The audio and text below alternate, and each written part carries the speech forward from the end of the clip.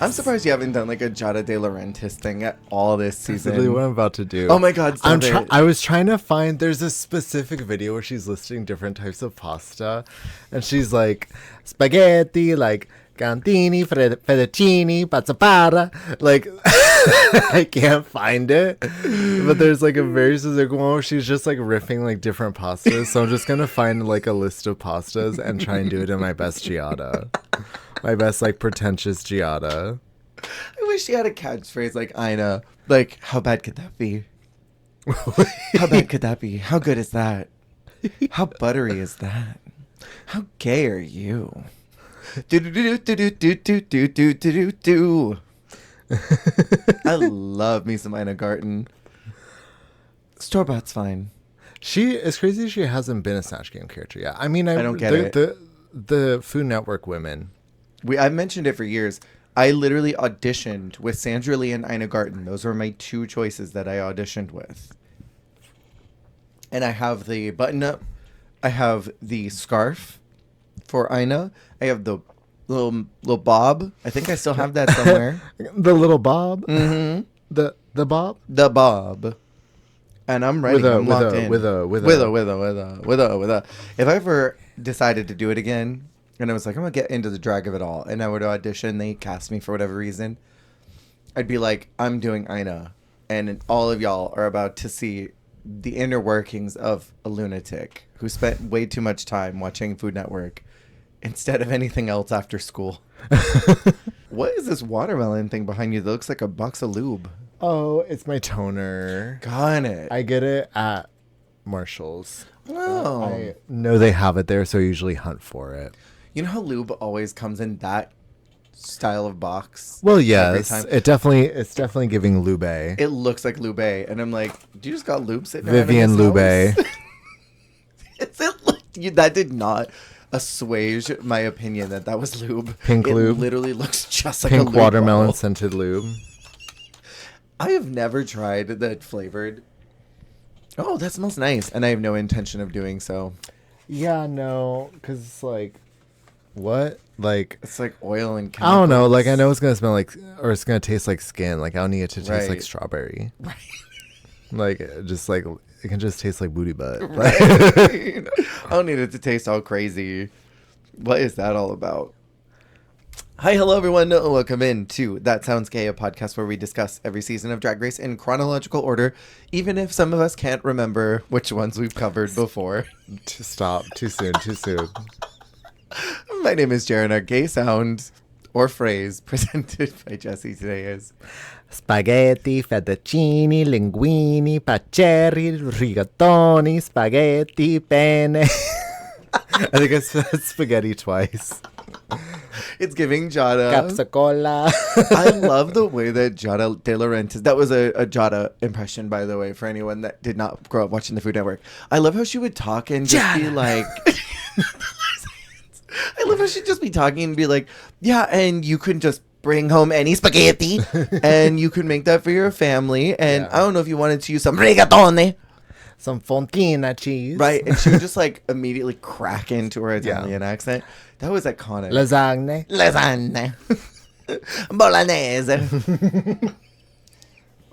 You had such a great housewife intro for a Real Housewives of like Milan or whatever. Oh, yeah. It was like, if you... The only beef I have is bolognese. No, it is. So or good. like, if you got beef with me, it better be bolognese. Yeah, that's it. Yeah, that's it. If you got beef with me, it better be bolognese. That's so damn good. It's so good. I'll get that tattooed on as a tramp stamp. Can you and have it be like meatballs or something? It'll be like a nice like arch from like love handle to love handle. Let's get into Drag Race Italia. So last week, we discussed how the queens hate La Prada for whatever reason. We talked about the Snorchgurm, a dance challenge, and a funeral-themed roast for Kiara. La Prada, Layla Yarn, Cicely all got the boot. And this week, we begin in episode 9, Social Media Queens. Oh. I love that Michael did that as soon as she walked in. So good. This series wants to be season 10 so bad. Oh. First, they mopped the DragCon challenge, the exact panels, body, makeup, hair for their masterclass. And then in this social media one, they bring in social media stars for the makeover. Crazy. Did that click? I know you hate season 10, so you probably blocked it out. I did think about the social media stars part of it, but I didn't think about how that had been not the first time that there had been a repeat of a season 10 moment. Yeah. They really are trying to give that. They want it. They want it so bad. It's kind of like how certain international seasons, like I don't remember which one it was, but there's just a ton of season 5 footage. Holland one, where they walk in and do the photo shoot challenge, the tank one. It's giving very like, how do I say this? Like as a young gay, like that was the only season that was available for you to find on YouTube or like pirate. Yeah. And like all the other seasons were somehow just locked away and really hard to find. Like Totally. when you're super into a show but you're not going to pay for it, can't ask people like family Right. to like help you get it. Fully. So you're trying to find it on your own. You can only find this one season or this other season and you're watching it in like 12 parts on YouTube or something. Oh my God. And like the 4-minute segments. Yeah, for Italy, at this time, it was season 10. That was the only one they could get to their bunker. We're in a different bunker over here. They're in bunker 75, and their station only has 10. Totally. And we have all of the seasons in our bunker. We have a really good satellite. Yeah, no, we have over there, they get it in like tapes, like the library. They have to bring them back. They have to pick them up from a little dead drop under a bush. Yeah. Just to make it's sure like it's what's secret. it called? A red box? A red box. Is that what those were called? Yeah. Do you know what I'm talking about? The vending machine for the movie that you go in and Exactly, choose what you yeah. wanted, spit it out, but you had to bring it back. Yeah. Otherwise, Sadako would call you and say 7 days. Girl, what happened to those? I think they still exist in some places. I've not seen one in a while, but I feel like I've seen one at a grocery store. I redboxed a horror movie from What'd you call a box of red ones. A horror movie. I don't think I A ever... horror. A horror. A horror. I don't think I ever redboxed anything ever. I did it once and it was crazy. Was it? I felt so urban, so modern. You probably are too young to like have experienced the process of it. But I remember when you could go onto the Netflix website and you had to choose what movie you wanted, and then they sent it to you in a little red envelope. I was not the one facilitating that. I remember getting the envelope. Do you Yeah. know what I also remember? Having a Wii and you get the Netflix Wii disc. It wasn't like, do you know what I'm talking Yes. about? Honestly, it was like really ahead of its time. Yeah. Like they knew what was tea. And it connected you to the internet, right? Yes, you got the Wii disc for the Netflix. Yeah. I sound like for the Netflix. And then that took you to like all of the library of streamable before Yes. streaming was a thing. Yes, I all of totally the remember that. streamable content that you could watch from your freaking Nintendo Wii. That it was was before insane. they had apps, yeah. Girl, I watched Bones. I watched Psych. I do remember that. It was crazy tea. That's wild. And so the only thing that Drag Race Italia had in their red box was season 10 of Season regular 10 Drag of Race. regular Drag Race. What a terrible season to only get access to. What an awful No one. offense to the season 10 girls. Y'all are great, but your season is rough. So it occurred to me when they were coming into the workroom for this episode that Layla and Shiva had their issue a couple of weeks ago when they got into that fight at the masterclass. They edged this story out forever, and I totally forgot about it by the time that she went home to Shiva's hands. Oh yeah, I forgot. You were wrong, but it's okay. And you're just young and you'll grow and you'll understand more. And I forgive you. And You don't understand anything about fashion, but it's okay. that was wild. Wasn't it? And the theme of this week is all about social media. So the mini challenge is called Instant Influencer, where they have to do a drag makeup tutorial, but with a twist, because someone else is going to be their hands. I said it last week. The second half of this season clicked for me. The moment that Snatch Game ended and they walked back in that workroom, I was like, oh, got it. And I've loved every second of it since then. It was a lot more fun. And I Yeah. feel like also there is a more like fun. Wait, is it because La Prada's not there? No. La Prada was fun. She was fun. I love La Prada, but I'm Yeah. just saying they didn't like her. No, not at all. So I'm like, they just seem so like relaxed and like having a good time and just like kikiing now. Yeah. So I don't know what that is. I'm so sorry, La Prada. I thought you were a hoot. I thought she was fun. I don't know why they hated her so much. So they have to do the hand challenge, essentially, that we get a lot of renditions of as we go forward, where it's like someone is your hands and they're going to feed you stuff, which I don't like the food. I mean, I don't or- like any of them. They kind of give me anxiety because Yeah. like you could blind somebody or like Totally. make them throw up, Totally. like, depending on the context. But depending on the partners, some were really beating the other up. Yeah. And I also, the whole time, because I have terrible memory, I could not remember for the life of me who the hands were. Oh, yeah, same. So I just saw the queen getting like absolutely like someone like I think it was Silvana, like absolutely getting destroyed. I was like, who is this? Like someone's literally like decimating her right now.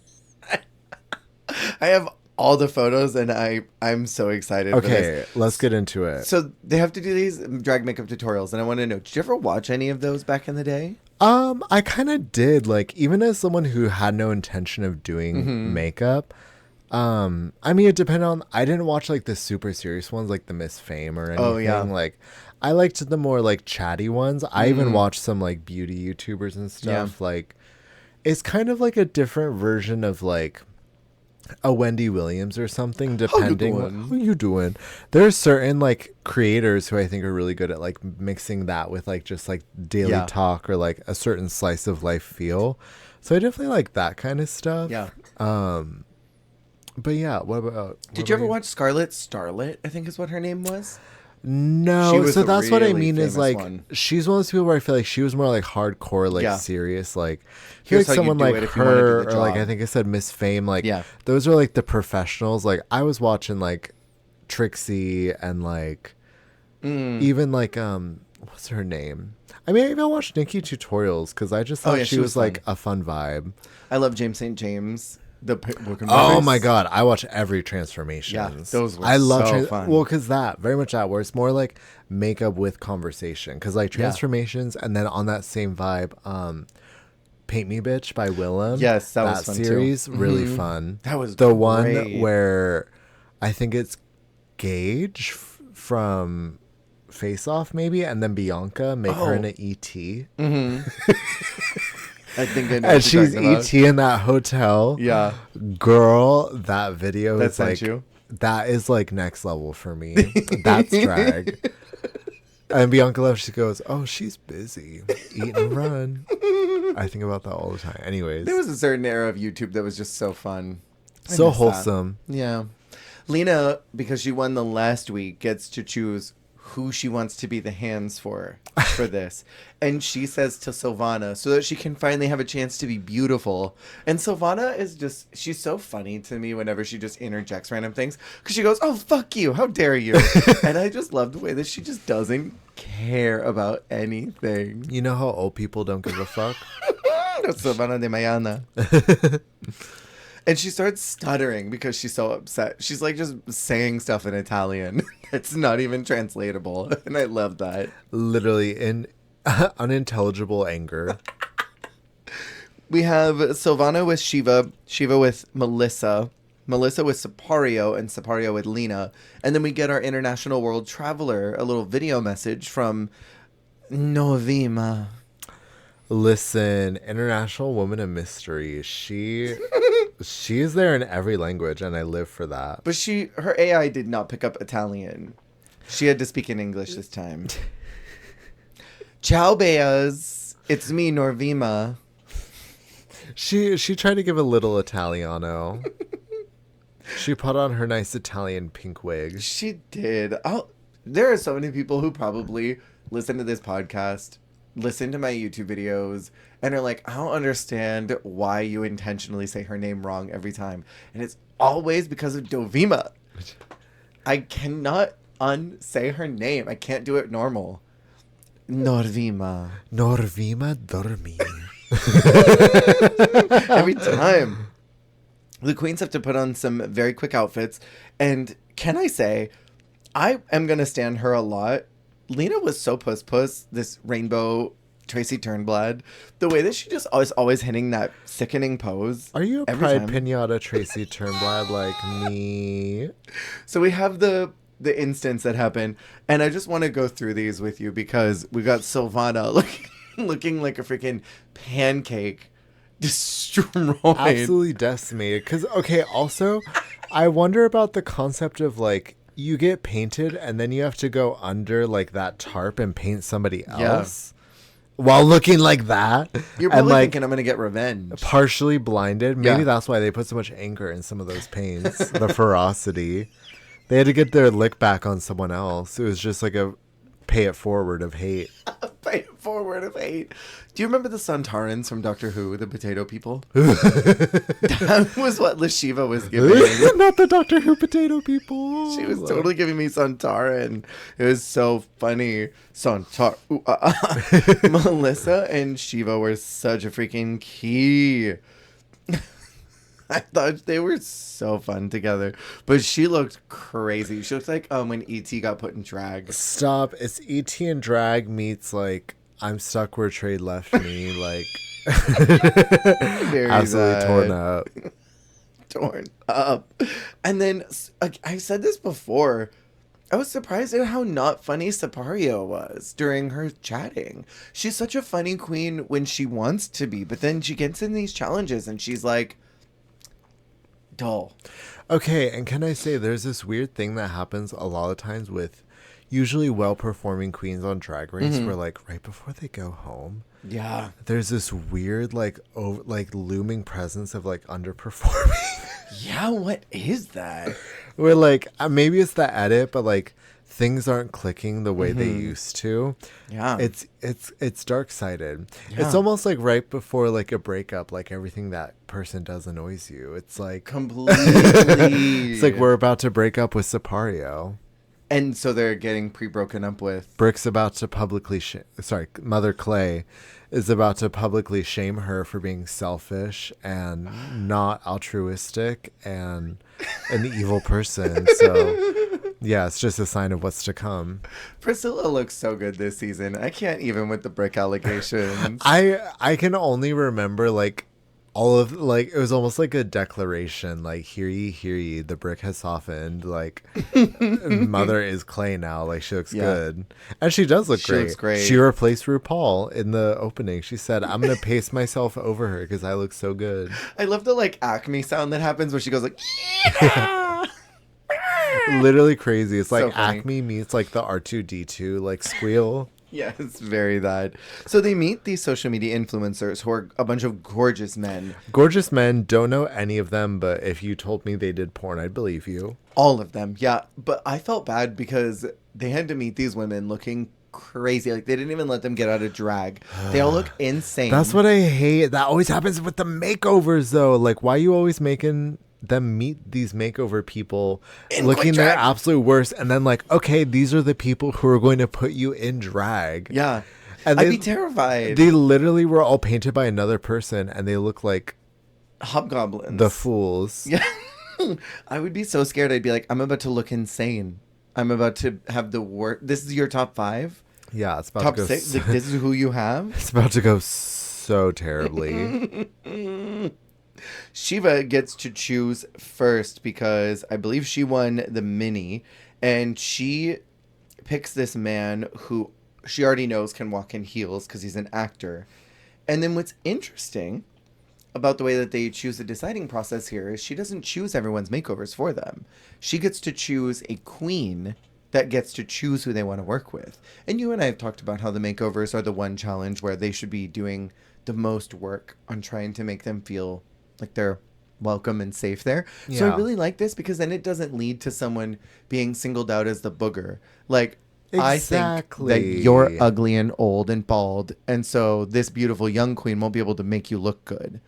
Or like, Catch that tea. you are a completely different ethnicity to this white queen, and I'm going to try to screw her over by giving someone that she can't make over properly. Like, I always think it's such foul, nasty work strategy. Like, I get it, you're trying to win, but also like it feels bad for the person that's having that experience on Drag Race, and they're the ones who have to be utilized as a tool to get someone in the bottom. So Yeah. No, I like get this. that.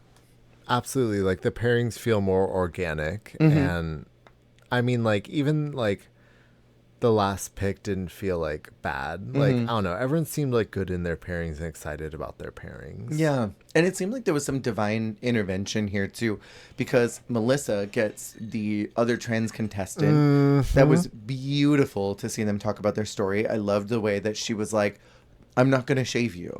That is a part of your masculinity. It's a part of Yes. your journey. I respect that. And I feel like only someone who's trans would be able to understand that journey. Because this beautiful man was willing to do whatever. He was like, I'll shave if you need me to. She's like, no, no, no. That's a part of your journey. That's important to you. I'm not taking that off. We're going to work with it. I'm like, yes, Melissa. And also, like, I don't know. That was just like such a cool moment for just like drag. Like Yeah. a trans man and a trans woman coming together to do drag, like that is like the true like intersection of gender. Mm-hmm. And like understanding like drag is an art form between like all like expressions and like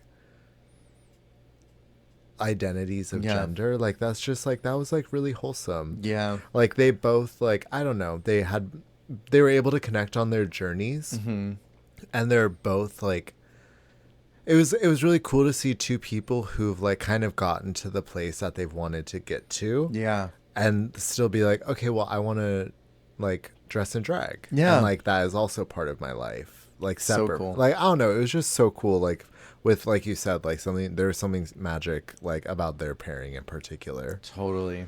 And Sylvana's guy that she got to is married with two twins, and he has a podcast. I guess they blog about their life with their kids, and Sylvana wants to be married so bad. So like there were some beautiful stories here. She like wept in his arms. Wept in his arm, and he was just there for her while she's looking Yes. crazy. Literally, the lipstick smeared all over her mouth, looking crazy, and she's just in his arms, like crying, In like hysterics. like to quote Amy Adams and Julie and Julia, like a small emotionally disturbed child. Like, it was very much like, Daddy. It was very I tried to bad. do makeup and I'm ugly. Like. It was so dumb. Emotionally disturbed child. I'm dead. It was some so crazy good. work, but it was I thought it was great. I couldn't remember. They were all gay or well, queer? I believe they're all queer. Cuz in 10 they were. No, they were men. Lies. They were straight men in Liza that. Minnelli, lies. Lies. That's all lies. Um I believe they're all gay. I think there was a lot more queerness in the room this time. I'm almost positive they're all queer because I think that was the point. They're queer social media people because there's the two husbands and Oh, then there's yeah, the trans duh. man. The one in the yellow and pink, I believe that he is too. The one in the middle, ambiguous. I don't mean, know what his if it was sexuality like is. 5 queers and a straight, that's fine because like that was my only Sounds like a TV show. 5 queers and a straight, like 2.5 men. Just because, like, with 10, it was weird because there was extremely straight men like Chester and Yeah. Anthony. Mm-hmm. And then there were very queer men. Frankie and Tyler. Yeah, and, wait, is Kingsley gay? I think so. I never could. Yes, I because never knew. Kingsley has dated someone that I know.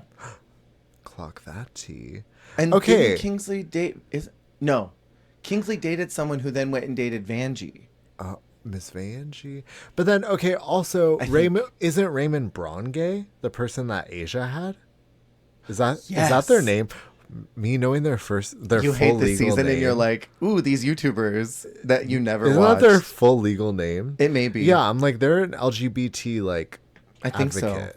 I mean, if not, they were a real So fiery straight man. So then what was that, like, 4 gays and 2 straights? Like, what are we doing here? Like, 4 gays and 2 super straights. Well, I mean, at the time, the only other two queer people that they could have probably brought on to be on the show would have maybe been Will and RJ.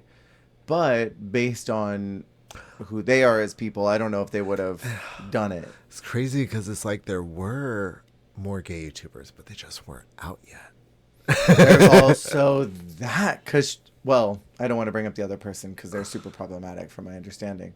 But you know who I'm talking about. There's so many. It would have been. Yeah. I don't know. There.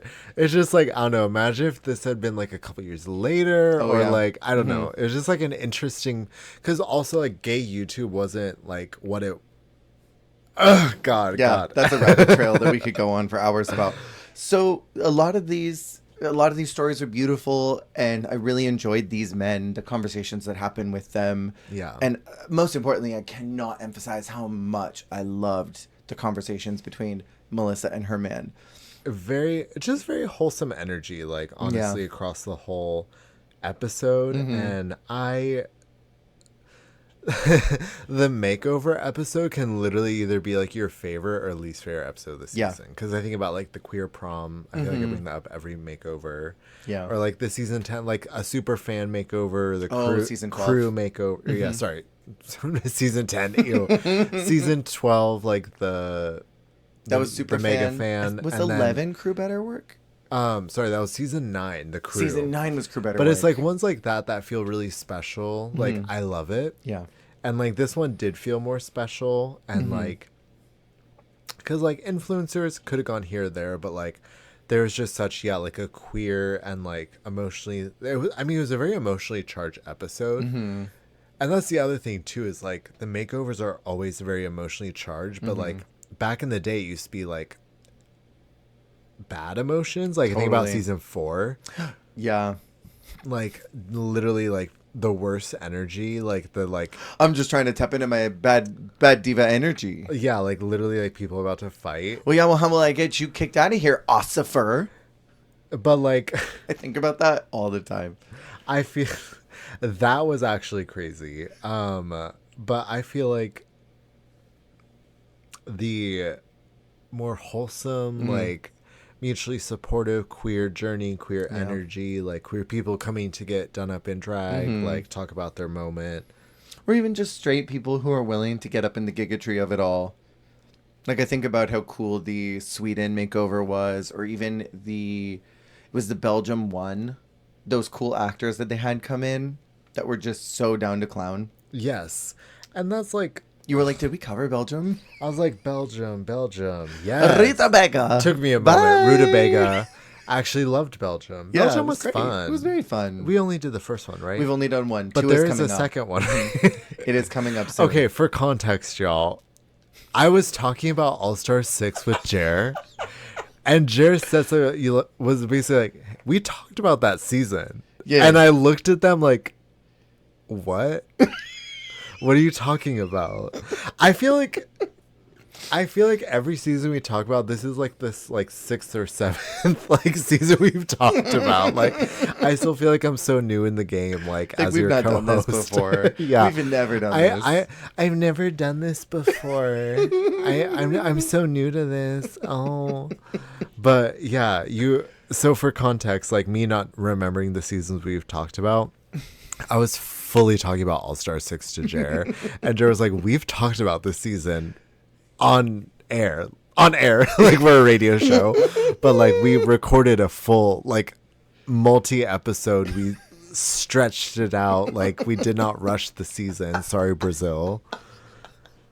Well, okay, but to be fair, we did season 3 of All Stars in one go. That was a 55-minute episode. And then we slowly just started extending seasons out. It's true. I mean, like it was kind of we stay feeling it out. Yeah. Like I don't know. I feel like we have our game plan going into the season, and then we watch the season. And they're like, so actually, this is how many episodes we're gonna do. Yeah. Because sometimes it's a lot more than we initially say, or sometimes it's less. Dallas, Brazil. Dallas from Brazil. Dallas DeVille. Can I read to you a quick sidetrack comment that I got today from Yes. someone who's a very regular on my channel and pretty much listens to all of our podcasts too. I made a comment that I wanted to see Juicy and Laganja lip sync to a song in a future All Stars, and I made a joke of like Germany versus the World season 10 or whatever. And this person said, unfortunately, Juicy Love Dion versus Laganja Estranja can't happen on All Stars 33 versus the World because Laganja Estranja cut all ties with Drag Race and World of Wonder after Mokabone was eliminated first in Drag Race France All Stars Season 26 featuring Alexis Michelle. Also, Pythia flopped the lip sync. Don't forget the Bone! Glitter here, glitter there, put glitter everywhere. Holy shit. Isn't that beautiful? Isn't that absolutely beautiful? I feel like Laganja and Mocha Bone would be good friends. I feel like they would too. I feel like they would key. They would. That's crazy. Isn't it? But it's so good. So good. That feels very like you would get me on like hallucinogens. You'd be like, remember on All Stars 57 when Laganja and Mocha Bone like had their alliance? I'd be like, oh my god, yeah. Like, and I would do remember that. And I would picture the entire thing. I would have a Raven Simone vision of their Peck alliance. Peck. Anyways, so we have for the runway, it's called Drag Topic. So what's that about? Let's get into that. They were told, which wasn't illuminated to me. Was not illuminated to me is crazy. Was not illuminated to me. They were meant to come up with something that was like a viral video style look. Like, whatever they presented was meant to go viral. So, like, I hate that. Me too. But, like, I've mentioned before, virality is not something you can just capture. Yes. So, like, well, who's to say that something wouldn't go viral? So, we have first up, we have Lena Galore and Cinzia Furor. Cinzia Furor. Cinzia Furor. The makeup on them is identical. I love these costumes. This would be a U.S. All-Stars wet dream for makeovers. The makeup was crazy. What does her name mean? Do you know? What do you say? Cinzia? Cinzia. Or Cinzia? Cinzia. Because, like, furor? What does that mean? Furor, I think isn't that the final lip sync? I swear that's the title of the final lip sync.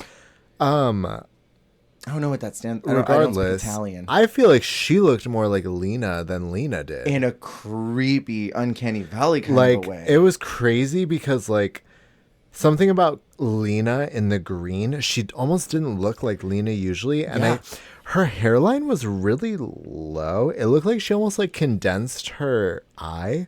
Mm-hmm. Whereas, like, on her makeover, she had this super high, like, Jessica Rabbit eye and brow.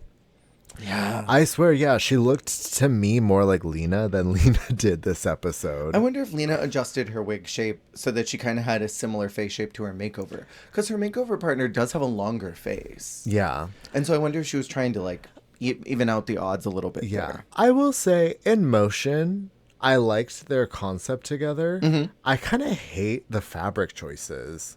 Really? You don't like the crushed velvet? I hate the green crushed velvet. Yeah. And then the pink polka dot's cute. I would prefer to, like, even like a polka dot and then hers was like a mod, like stripe or plaid, like clashing, but like together. But like the crushed velvet and then the polka dot fabric is a little odd to me. I get that. I love it, to be honest. I get where you're coming from, though. It is a little bit of, I think, on a fashion level, it's kind of a displeasing color combo or texture combo. Yeah. Because that crushed velvet is so luscious the way that it sits. In a green dress style. And then you've got that pink polka dot, which is so flat and matte. I think maybe it's that, or maybe if the color of the pink had been intensified to more of a neon, maybe that would look more eye-pleasing. I love it. You live. I live. I think it looks great. The only thing I don't love is Lena's padding looks a little square-shaped. Yeah, I get that. But otherwise, I live for this. I do not understand why this was bottom. I also think, like, it's so hard, because are we even judging on the outfit? Because I feel like 80% of the makeover is the hair and mug, and she mugged the fuck out of her. Yes. She looks just like Lena. Yeah. And it seemed like they were more concerned about the story and the virality of the potential of the look. And I'm like, but Sylvana's ugly bathroom dress, that's going to go viral? Ugly bathroom dress. Viral ugly bathroom dress. That would go viral on TikTok, actually.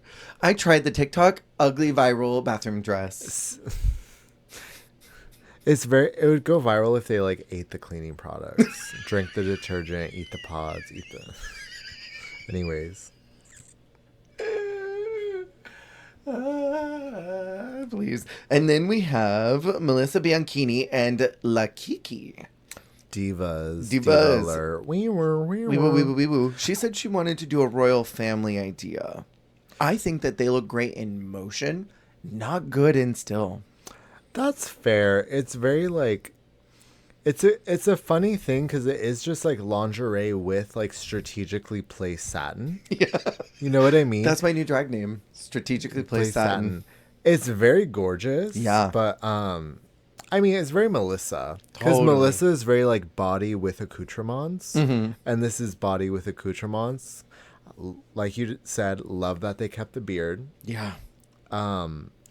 It's very feminine, but then like also like letting them be the bearded queen and like the just like I don't know, just like these like royals of gender is fabulous.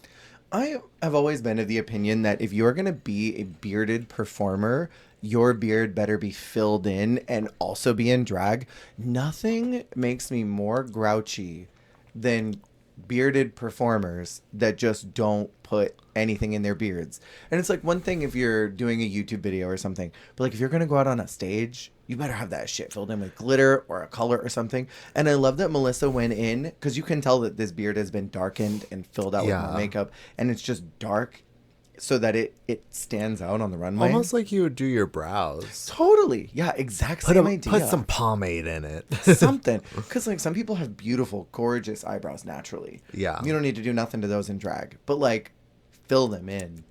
I do agree with that. Like, yeah, I love a colored beard. I love a filled in beard. Like, it doesn't mean you don't need to put cosmetics there. Like, that is like a part of your mug that you're trying to accentuate, just like anything else. So yeah, like accentuate the beard. Yeah, and it looks good.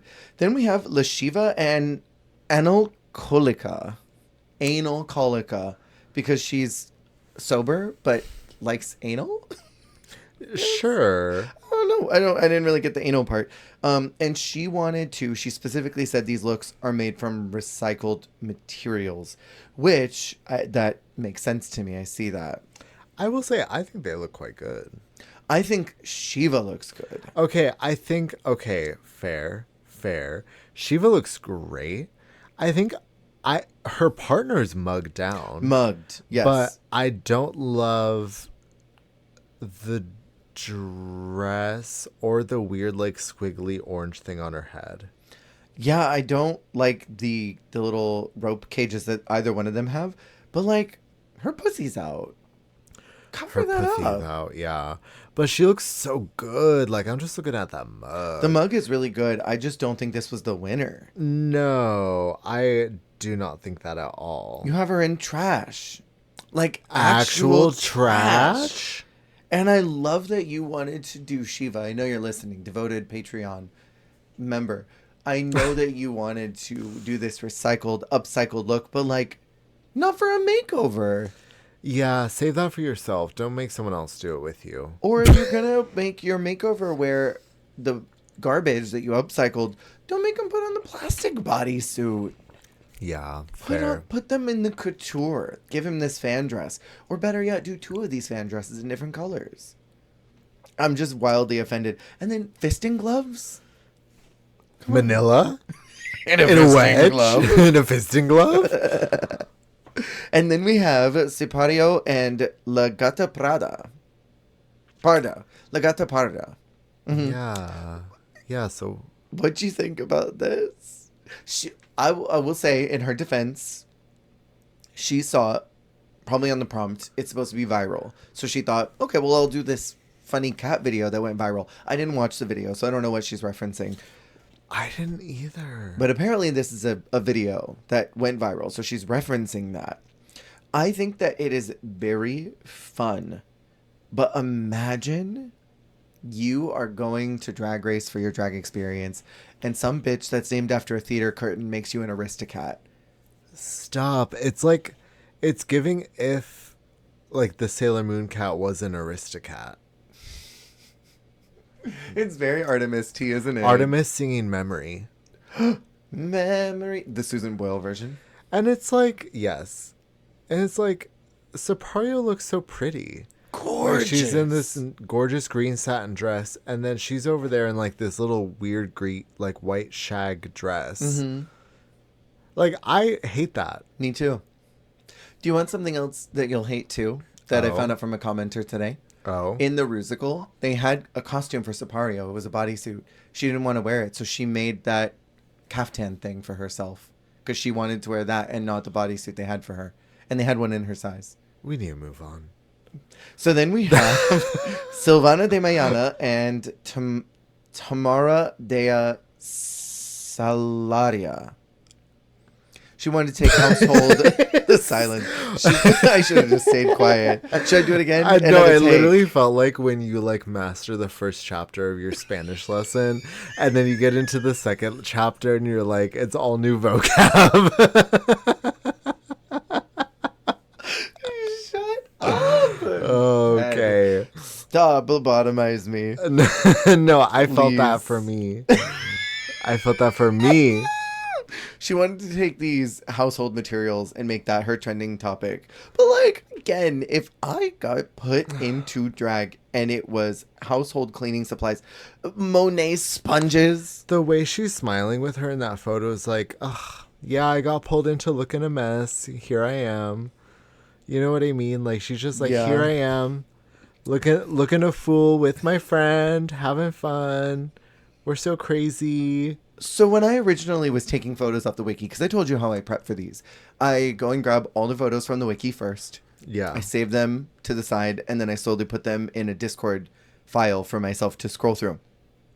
I started, and it was, Lena, and I was like, oh, these fabrics look like maybe they were provided to them. Yeah. Then I get to Melissa, and I'm like, oh, this is definitely a design challenge twist. Yeah. And then I scroll down, and I see that Shiva made this, so I'm like, oh, this is 100% a design. Design tea. And then I got to Silvana, and she had all this crud on her. Crud. Like actual crud. Crud. And it was solidified. So when they got to the runway and they didn't have to make anything, my thought was, and you brought this to put on your makeover? Their first time in drag, and you put sponges on their body? Sponges and canvas and burlap? This is like some crazy work. The burlap dress with the cleaning supplies. I mean, the pink tights are better than her like murky green tights. Because she looks like a corpse. Yeah, gangrene. Are those Mary Jane shoes? Are those the Mary Jane shoes? Yeah. Do you know that Fergie song? My Mary Jane shoes. I don't know if that's the melody. Do you know what I'm talking about? I think I do, but I don't know the melody either. I can't remember the melody, but she has a song about Passing her Mary away. Jane shoes. And I, in college, had a roommate who was like a baby queen. And yeah. they bought Mary Jane shoes off Amazon, and they would put on that song by Fergie, Mary Jane shoes, and they would like twirl their legs in their Mary Jane shoes. I love that. It's very fabulous. That is so femme. I think that this is so camp and this is so drag, but not for someone's first time in drag. No, this is like someone's like no. Someone's last time in drag. Fully. I'm going out with a bang. I'm gonna wear just some bullshit. I love that you'll wear anything. You said that about someone. You fully said that about someone on this podcast. I don't remember who it was about. Well, I clearly don't even remember the seasons we've talked about. Which As far kills as me. as far as I'm concerned, we filmed about 4 or 5 episodes, maybe. That's it. I'm just getting started. I'm really new in the game. I'm just here to see what I can bring and see how I can better myself in the process. We're coming up on season 16 of US Drag Race, and you asked me like 2 weeks ago if we had covered season 14. were mentioning Angeria's outfit, and you were like, "Did we talk about her season?" Wait. I'm like, "Yes, we did." Did we talk about that? Really? Really? That's crazy. Because I have this weird suspension of like I didn't start from the very beginning of the show with you. And so it's like I don't know where we've been. I don't know where we're going. Put that on a t-shirt. Period. We started in All Stars 3, and then we did, I want to say it was season 10, then Thailand 2, and then Holland 1. It was like that order. But then I even have a weird sick in the head of like, even what I know is the truth of like, you'll talk about season 16. I'm like, yeah, but like, was that filmed after All Stars 3 when I started recording with you? Like, where is that in the timeline? The concept of someone like a Plain Jane being on TV, but Kennedy hasn't even eliminated Milk yet. That is crazy work, actually. Wait. Like the timeline of events in your head, especially since you just watched all the seasons in order and you know what order they're in. Her calling Donna Clown Doo-Doo Mess before Divas VH1 Rusical. Divas. Yes, Stevie, fucking work. I thought that the critiques for this challenge were a little bit inconsistent from Paolo in particular. He was getting a little wacky. And if I remember right, in the reunion, they talk about this. So funny. I mean, we don't have to talk about the reunion episode itself because I feel like it's kind of. I'm going to reference it as we go. Yeah, we'll riff on it, but they basically were like, let's rate each of the judges, and Kiara was like 10 out of 10, amazing, flawless, perfect, loved her. Yeah, and then the host, amazing, perfect, like you were a wonderful host, we love you. And I got to Paulo, and Sipario in particular had a lot to say. She said basically like his critiques were not there to better their drag or like I appreciated that improve them as artists, which is actually a very valid critique of someone's critiques, which is like that was kind of the problem with someone like Santino or the guy in Mexico when Margaret Ya was reading him down in the reunion as well and was like, I just don't think that he liked me or a lot of us. Yeah, Margaret, who's also Iya.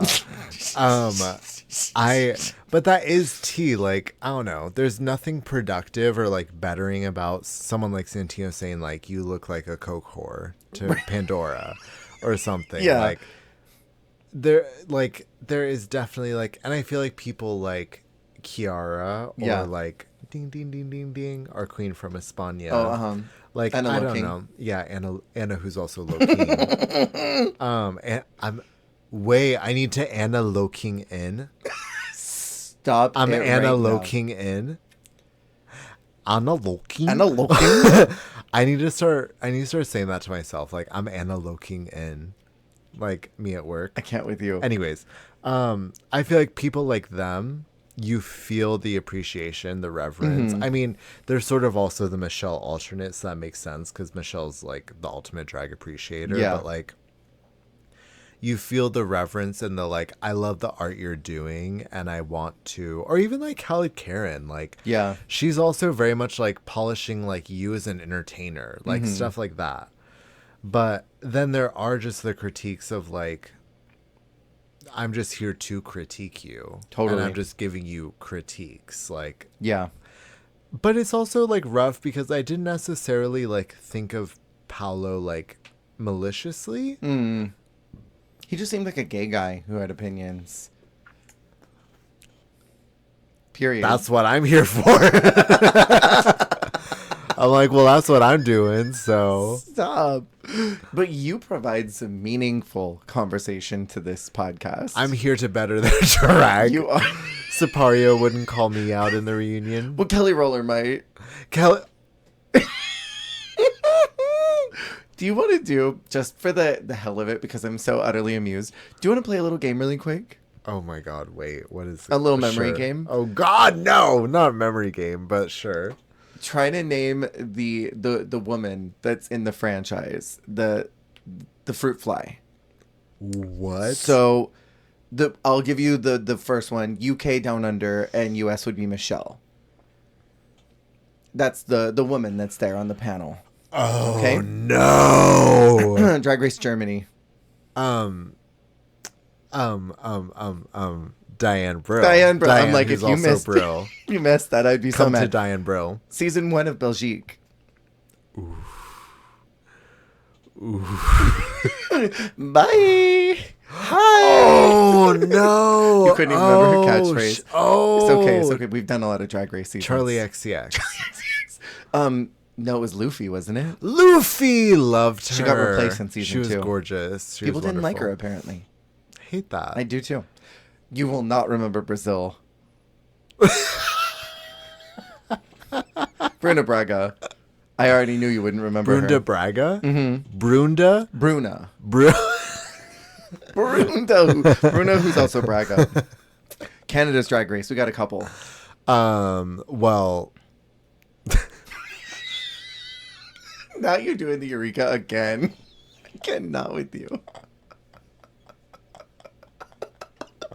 It started with what's her name? Mackenzie? Stacey Mackenzie. Mackenzie Stacey. Mackenzie, who's also Stacey. And then Diane Brugel. Close enough. Who is she? We don't know who she is. So wait, what is her name? Amanda Brugel. Britney Spears. Britney Spears. Amanda Brugel. And then we had Squirrel Friend. Tracy Melchor. Yes. I got it. Do you remember Drag Race France? Ooh, no. Oh my god, I can't even remember who it is now. Oh, Daphne Burke. Oh, wait, love her actually. She's great. She's one of lovely. the best. Yeah. Italia. Oh, We're here wait. right now. Paula Leslie. Oh wait, no. Not Leslie. Not Leslie. Chiara Francisi. Francini. Close enough. Honestly, she's one of my favorites though. Yeah. She's such a diva. Yeah. I love how much she vamps. She's She's like, let me do a little scene with this pit crew member. I love her so much. Yeah. She gives me life. Mexico, does Valentina count? She's Okay, technically so a host. who is that? Yeah. Because they're kind of it's like a fusion, you know? Mm-hmm. I feel like it's like the RuPaul and Michelle are split into both. Yeah, totally. So I guess maybe Valentina. Well, because even I would say for Philippines, I feel like Khaled, Karen, and Jiggly were both Michelle. Totally. It was Michelle as two. Yeah, you know totally. what I mean? So Holland, there's 2. I know you won't remember their names. Oh, wait. Okay, the one who's she was blonde. Uh-huh. And she had the shoe. Um, And Vivaldi did her for the Jenny Snatch Game. Garf. Yeah. Oh wait, ha ha ha. Wealth. Yeah. Looking like a Muppet. Nikki Plessen. Nikki Plessen And Marike Samolo. Whoa. She was lovely. I liked her a lot. You already did Philippines. España. Anna Loking. Of course. I need to Anna Loking. You need to looking in. Sweden. They had no presence this season, so I would not be surprised if you don't remember them. I only remember Fuchs. Kayo Shikoni. Cute name. Yeah, she was gorgeous. She barely did anything, though. Thailand, would it be Pangina? She's also a host, kind of. Yeah, it's one of the things where they split it. Yeah. Well, because it's like RuPaul and Michelle in 2 and 1. Mm-hmm. I love in complicated. international seasons, the idea of we can just cast this pretty woman. Yeah. What are your qualifications? Drag enjoyer? You're a gorgeous lady who enjoys drag. Yeah. So let's get back to Italia, where the bottom 2... Oh, wait, hold on. I didn't even call the winner. The winner is called as Sipario. Do you agree with that? Or not Sipario. I was Shiva. no, I know that I was ain't looking, right. I was looking at Shiva and Sipario together. No. Who would you have made the winner? I think probably Melissa. I know you didn't love it in Still. But I think even in still, like, it's stronger than theirs. Yeah, and No emotion, tea. it was great, and they had a great story. I loved the journey and the just everything it represented. I was happy for Lashiva because like I don't know, I been think getting she's hit. like she's like a weird like villain underdog. I don't want to say villain, but like She kind of is. she's kind of like an emotionally volatile character. She's like well, you're annoying and you make us all hate you because you're insecure and like that's Later okay. to La Prada. Yeah. You sucked. You had a plan. You were conniving. Go home. Yeah. But yeah, I mean like it's kind of charming to like also see like she's the kind of character where like seeing them drop the like when she won the sewing challenge, like you see that veneer drop for a minute. It's very endearing. Totally. Well, and I think for the goal of this challenge, which was to create something that would go viral, I think that in a place like Italy, where queerness is still kind of looked at with an eyebrow raise, I think a trans man getting in femme drag, I think that would go viral. I think people would that's be tea. like, people would click into that to be like, I need to know about this because I don't get it. Because, You know? like, I don't know. I feel like, okay, both ways. I think there's something about them that's like, okay, these two people made two looks out of, like, completely recycled materials. That is viral in its own way. But then Melissa and her partner, like, these two trans people, like did drag together, like, see, like, what it looks like. I don't know. Totally. Like, you know what I mean? Like, Yeah. there's just something, like, that is, like, the YouTube video I'd watch is, like, Totally. trans man and trans woman, like, do drag together This is and what like talk happens. about gender. Like I don't Yeah. know, like even the Two what is trans that? drag Like, queens talk on gender. because like I'd click that in a heartbeat. because like in terms of the virality, like I know it was just the runway that they were judging on, but like I'm thinking also the about like story. if it was a YouTube video, like I would watch the YouTube video of Melissa and her partner getting in drag together and Yeah. talking about their journey like they did during the episode and then like doing their look. Because I mean, that's like what the format is nowadays. Like if you think about like a Trixie video or anyone where it's like they're getting in drag together, they're kikiing. Like Yeah. I would watch the video of Melissa and her partner talking about their gender journey Yeah. and like everything and then all of that. Liz Shiva's was cool, but Yeah. like I think obviously like there was something in like her runway that connected with what they wanted, but I really saw it for Melissa. Me too. Well, and to what you said, that the story was factored in because Lena was in the bottom because Paolo said that she did not come up with a better viral story. So like that was factored in on what would blow up. So Lena is called as one of the bottom two, which doesn't make any sense to me because Silvana has uncut sponges on her boobs. Uncut sponges, not it's Not even- it's like the parody of Uncut Gems. it's Uncut it's sponges Monet's on the parody boobs. of Uncut Gems. Yes. And she and Sipario have to lip sync to the song Mon Amor. And Sipario keeps standing in front of Lena. Basically the whole time, keeps getting in front of her. Lena does this handstand, which Sipario stands in front of her again. Yeah, and then you see Mother Clay starting to get Oh, very Priscilla was angry. plucked. Priscilla could not She was deal. mad. I love it's refreshing to have like I mean to be fair, most other seasons are like this, but like RuPaul can be a little robotic and like A little bit. stiff in the face. It is so nice to see a host who is so like expressive and like you can Yeah. read her face so easily and tell when she's pissed off and when she's not living for it. Yeah. And when like I don't know, I just think that's more fun. Me Like, too. I feel like regular drag race, they sort of depend on someone like Michelle for that. Yeah, they do. Sometimes you do get the RuPaul reaction of like disapproval, but like Hers is usually confusion. it's usually the other judges. Yeah. But I love seeing the host, the person who's making the call, get pissed off by Yeah. something someone's doing or just like annoyed. Like I think it's Me great. too. I live. And Sipario gets her ass ripped a new one because Priscilla says, you got us used to generosity, sensitivity, education. And I've been really displaced and speechless when I saw you during the lip sync trying to cover up Lena. I understand the desire to win and go all the way to the end, but I cannot accept that attitude. And Sapario says, but it's a lip sync battle. And she says, lip sync does not mean crushing your opponent wrongly. It's something I can't accept, Sapario, especially from you, because I've stressed your fairness and generosity. She was so displaced and speechless is giving very. We were horrified by we some saw of the, some absolutely horrific things. Yeah, it was very that. I I feel like honestly, Priscilla and Supreme would really maximize their joint slay if they had to come in and tear a contestant apart together. they were together last season. Do you remember in season 2? Wait, Supreme was a guest judge. I think it was for the makeover. the reckoning of my horrible memory.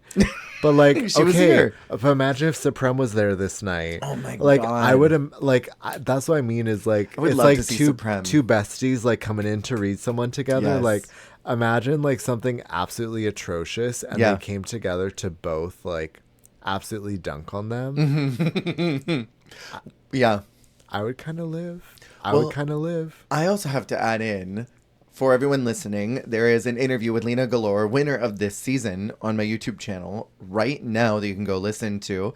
And she spilled some tea about this that she said she could talk about. This moment went on longer. She basically said it was like a back and forth. Like, it went on for several minutes of Sapario saying things, Priscilla saying things, Sapario saying things. And they were just like the whole time like, where's my popcorn? Because this is crazy. And when it flashed to Lena looking shocked about the Sapario thing, that was her being shocked to something else that was said later on in the night that they spliced in to make it seem like she didn't realize that Sapario was in front of her. Because Priscilla says, when you stood in front of Lena, and then it cuts to Lena going, like not having, acting like she didn't have a clue. She was reacting to the blow up that Priscilla had at her. And so they cut it to make it seem like she didn't realize Sapario was in front of her. Well, just because everything about her was like, this moment was crazy. It was. Because, like, okay, Lena gets called safe, and then she starts crying. Mm-hmm. And it's like, because she loves her so much, within the cut of the show, it's literally like, Lena gets called safe, Lena cries because she loves Sapario so much, she's her sister. Lena goes to the back. Sapario immediately gets called out for being a piece of shit to Lena. Yeah. And it's like, it's just the whiplash dichotomy of like, Leah's like, she's my sister and I just love her so much. And then Priscilla being like, the way you besmirched Lena and mistreated her in that lip sync is absolutely abominable. Like, it was just so wild. It was. What a moment. This was some great TV, though. We don't really get this these days much, and I wish that we did. Well, and like, I would love to see the judge just say some shit more. Yes. I would love to see the contestants say stuff more, because Sapario could have just been like, okay, thank you, and moved on. But she chose to say something. Say something back. It's like Jasmine Kennedy going, I just thought that a talent show would be based on talent. And I wish that Rue had clapped back at her. Would have loved to have seen that. And I'm like, that is tea. That is TV. a vibe. I love a girl who like ain't afraid to say some shit. Yeah. So then we have episode 10, Dragarimo, where I think that the girls are pretty shocked that Sapario is gone, because I think they saw her as being end. I think you and I probably saw Sapario as being end game. The way the judges seem to really love her. She was a central character. Yeah. So I was a little surprised. And Priscilla comes in the next day to tell the queens that they'll be performing in the Dragarimo festival, where they'll be singing. And so the mini challenge is based on that too. They're going to be they're TV hosts who are presenting about it. This was the another crazy mini challenge, because they're behind this giant TV while the gorgeous pit crew men throw shit at them. Salad, pre-Taylor Farm salad.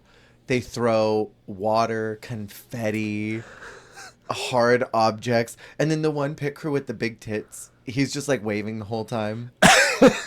Priscilla gets out a water gun, like a little Nerf gun, and is just like, this was wacky. Bang, bang. What did you think about this? What did I think about this? This was wild. It's just giving, like, I don't know.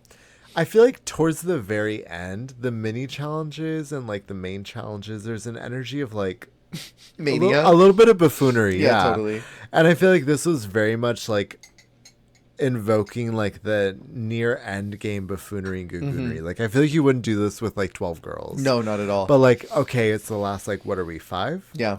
4. 1, 2, 3, 4, 5. Top 8.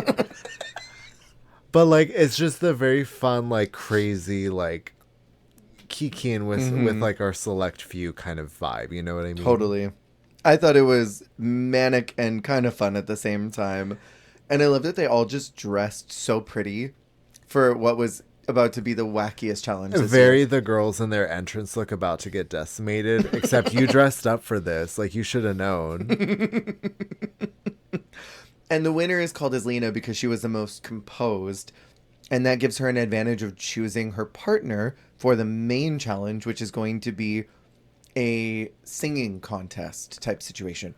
What did you think about it being duo top 4? We talked a little bit about this before we started recording, but I wish that this was, for me, I wish that this was like the top 6 challenge. I would have loved one more set of people, but you brought up very aptly that it would have been like, it would have been Layla and Sapario would have been the other two in here. And I don't know how that would have gone. Oh yeah, Layla or La Prada. If they Like, had done this even sooner, it would have been La Prada. Oh wait, oh yeah, La Prada Layla. Morgana too in here. That would have been insane. La Prada Morgana, my drag name. Yeah. But what do you think about it being a top 4 challenge? I hate a duoed top 4 challenge. Me too. Like, that feels like some bullshit.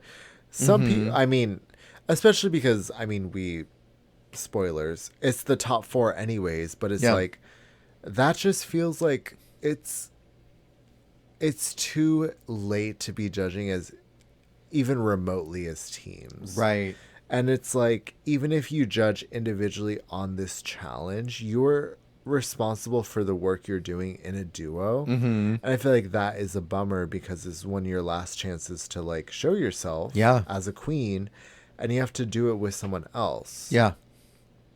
I agree with that. I would have loved if they had either done these solo or maybe done it earlier. Well, especially because, okay, I'm uncultured. I thought this basically was like Eurovision to me. That's kind of the vibe I was getting. I'm assuming that this is a prestigious festival. And though. they were also referencing those women. Which the women? women who were there. No. Oh, the 2 that were actually there. Yeah. Because I'm you're like, right. maybe that was part of why they weren't singles. But like, again, it should have been top 6, top 8. Totally not top 4. That's far too few queens. And then also, I mean, Kiara had to vamp a lot to fill out the time. But I did love her seeing me on stage with that man. I'm also like, what is that? Like, you know, like, He's so pretty. you know, ain't nothing going on if you have your equivalent of Michelle doing like 15 minutes of like filler work. Like, With a shoeless man with his crotch out. except he was, yeah, you're right. He was like 50 Shades of Fine. Yeah, he was. That was the guy that they had do the photos for the photobomb mini challenge. He was dressed as a photographer. Oh. That was that cute man. And it was just like a bunch of shots of his ass bent over trying to take pictures. Yeah, loved In a it. beret. So we have Shiva and Silvana first of the 2 performances we get.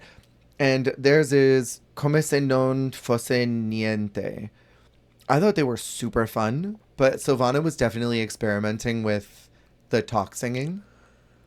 What do you think about talk singing? Listen. Tell me. I talk singing, I'm familiar with her. Me too. Sometimes that's what you gotta do.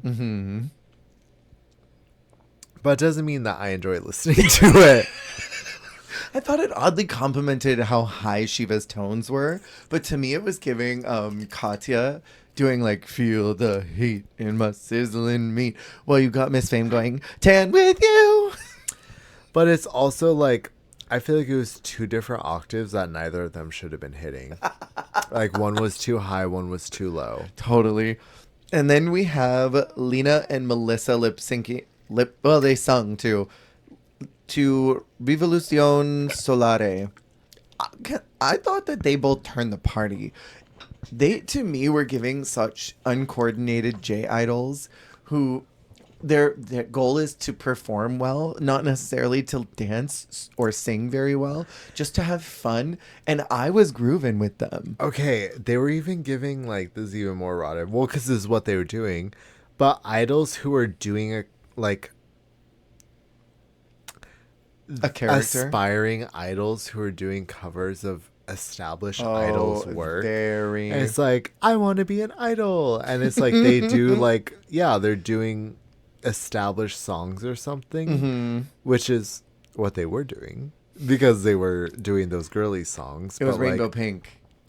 it was just a very emphatic performance. Yes, and completely. like it was just like it was full of passion and full of good vibes. Yeah. But I actually did quite enjoy it. Priscilla did not enjoy it. I feel like every time they cut to Priscilla, she looked so displeased. She did. I think she was expecting something a little bit more earnest. And that's not what they gave. But, like, okay, I will say I was very nervous going into it because I knew that Lena was not the singer. Because she kind of, like, made that clear in the last time they had to sing. I was not expecting Melissa to turn it as hard as she did. She I sounded thought great. her vocals were giving, like, vocalist Wamana, like the elusive chanteuse, for real. Completely. But, like, Lena's were a little more rough. But, like, I thought they did great. Yeah. I thought they sounded wonderful together.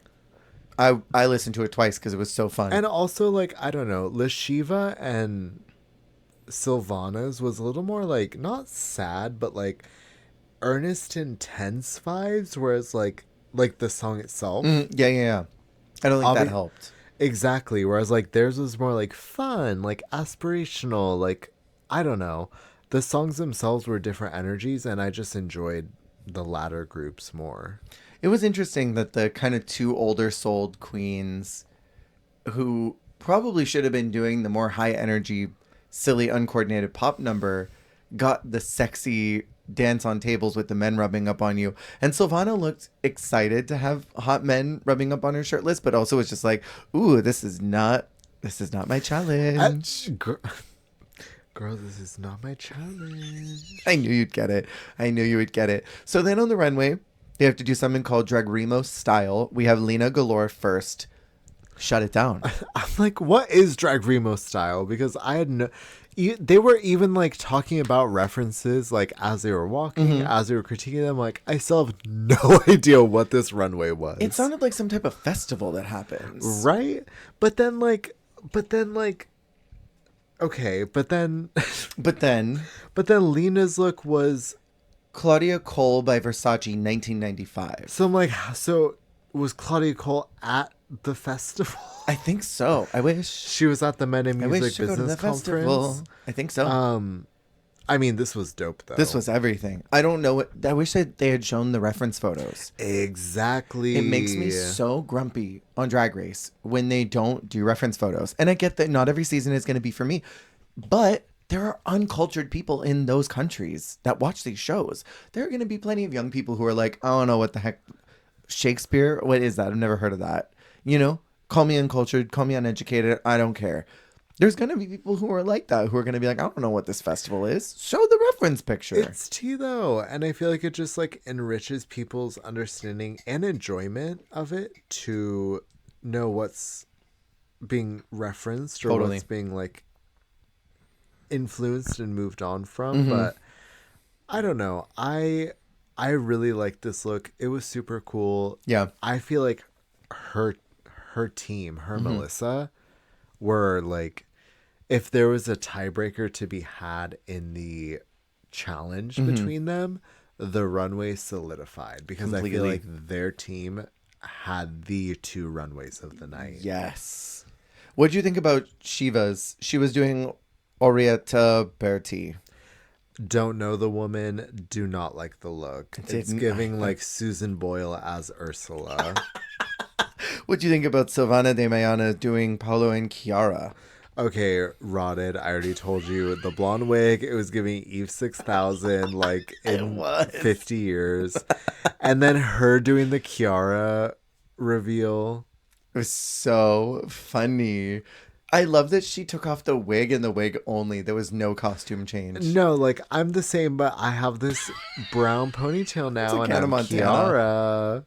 Literally, that video where it's like her in the trench coat, and then I'm she Hannah like has her Montana. back to her, and she pulls on the like blonde wig, and then suddenly it's like laid perfectly in the Hannah next Montana. cut. Oh my god! Oh my god! Very that. And then we have Melissa Bianchini doing Loredana Berthe. Cool. Shut it down. Girl, Shut it down. The pregnancy belly? That's so cool. everything so cool. It was like one of the ones where it's like, okay, now I want to actually see the original look. Like, it's such a cool idea and such a cool reference. I loved the like fit of it. I love that she could have, I guess, recreated. I mean, I don't know. But there's a lot of iconic pregnant looks in American culture. I think one of our only ones is that Beyonce look. Yeah. That was referenced on All Stars. But like she could have taken the pregnancy belly out for her adaptation of it and just done the look. But I just love that she kept the belly. Yeah. And like it was cool. And like she really dragged it out. Like it just it almost felt like a little like Michelle Pfeiffer Catwoman and just that, Ooh, like, I could see that. that sexy fitted leather vibe. Like it was just so fabulous, and the guitar and everything. She is a rare example of like, I don't think she had a single dud runway. Not one. Even like there are people who like they have like a perfect runway package, but some things maybe not even to my taste. Sure. There wasn't a single runway that I did not enjoy from her. Like, I agree. I know we have another one to come, but like, I already know, like, she just like is that girl. Like, what a great runway package. Yeah. I mean, I don't want to get way too ahead of myself, but this is another double season or another double win season. Easily. Twinner for the winner. Completely. So I looked it up. It's the Sanremo Music Festival, which is the Italian Song Festival. And it's the most popular song contest and award ceremony held in the city of Sanremo, Liguria, organized and broadcast by Radio Televisione Italia. And it's the longest running annual TV music competition in the world on a national level. Allegedly, it was created after World War II. It was created in January 1951. The Clanker said it was World War II, and I went to Wikipedia to help me understand.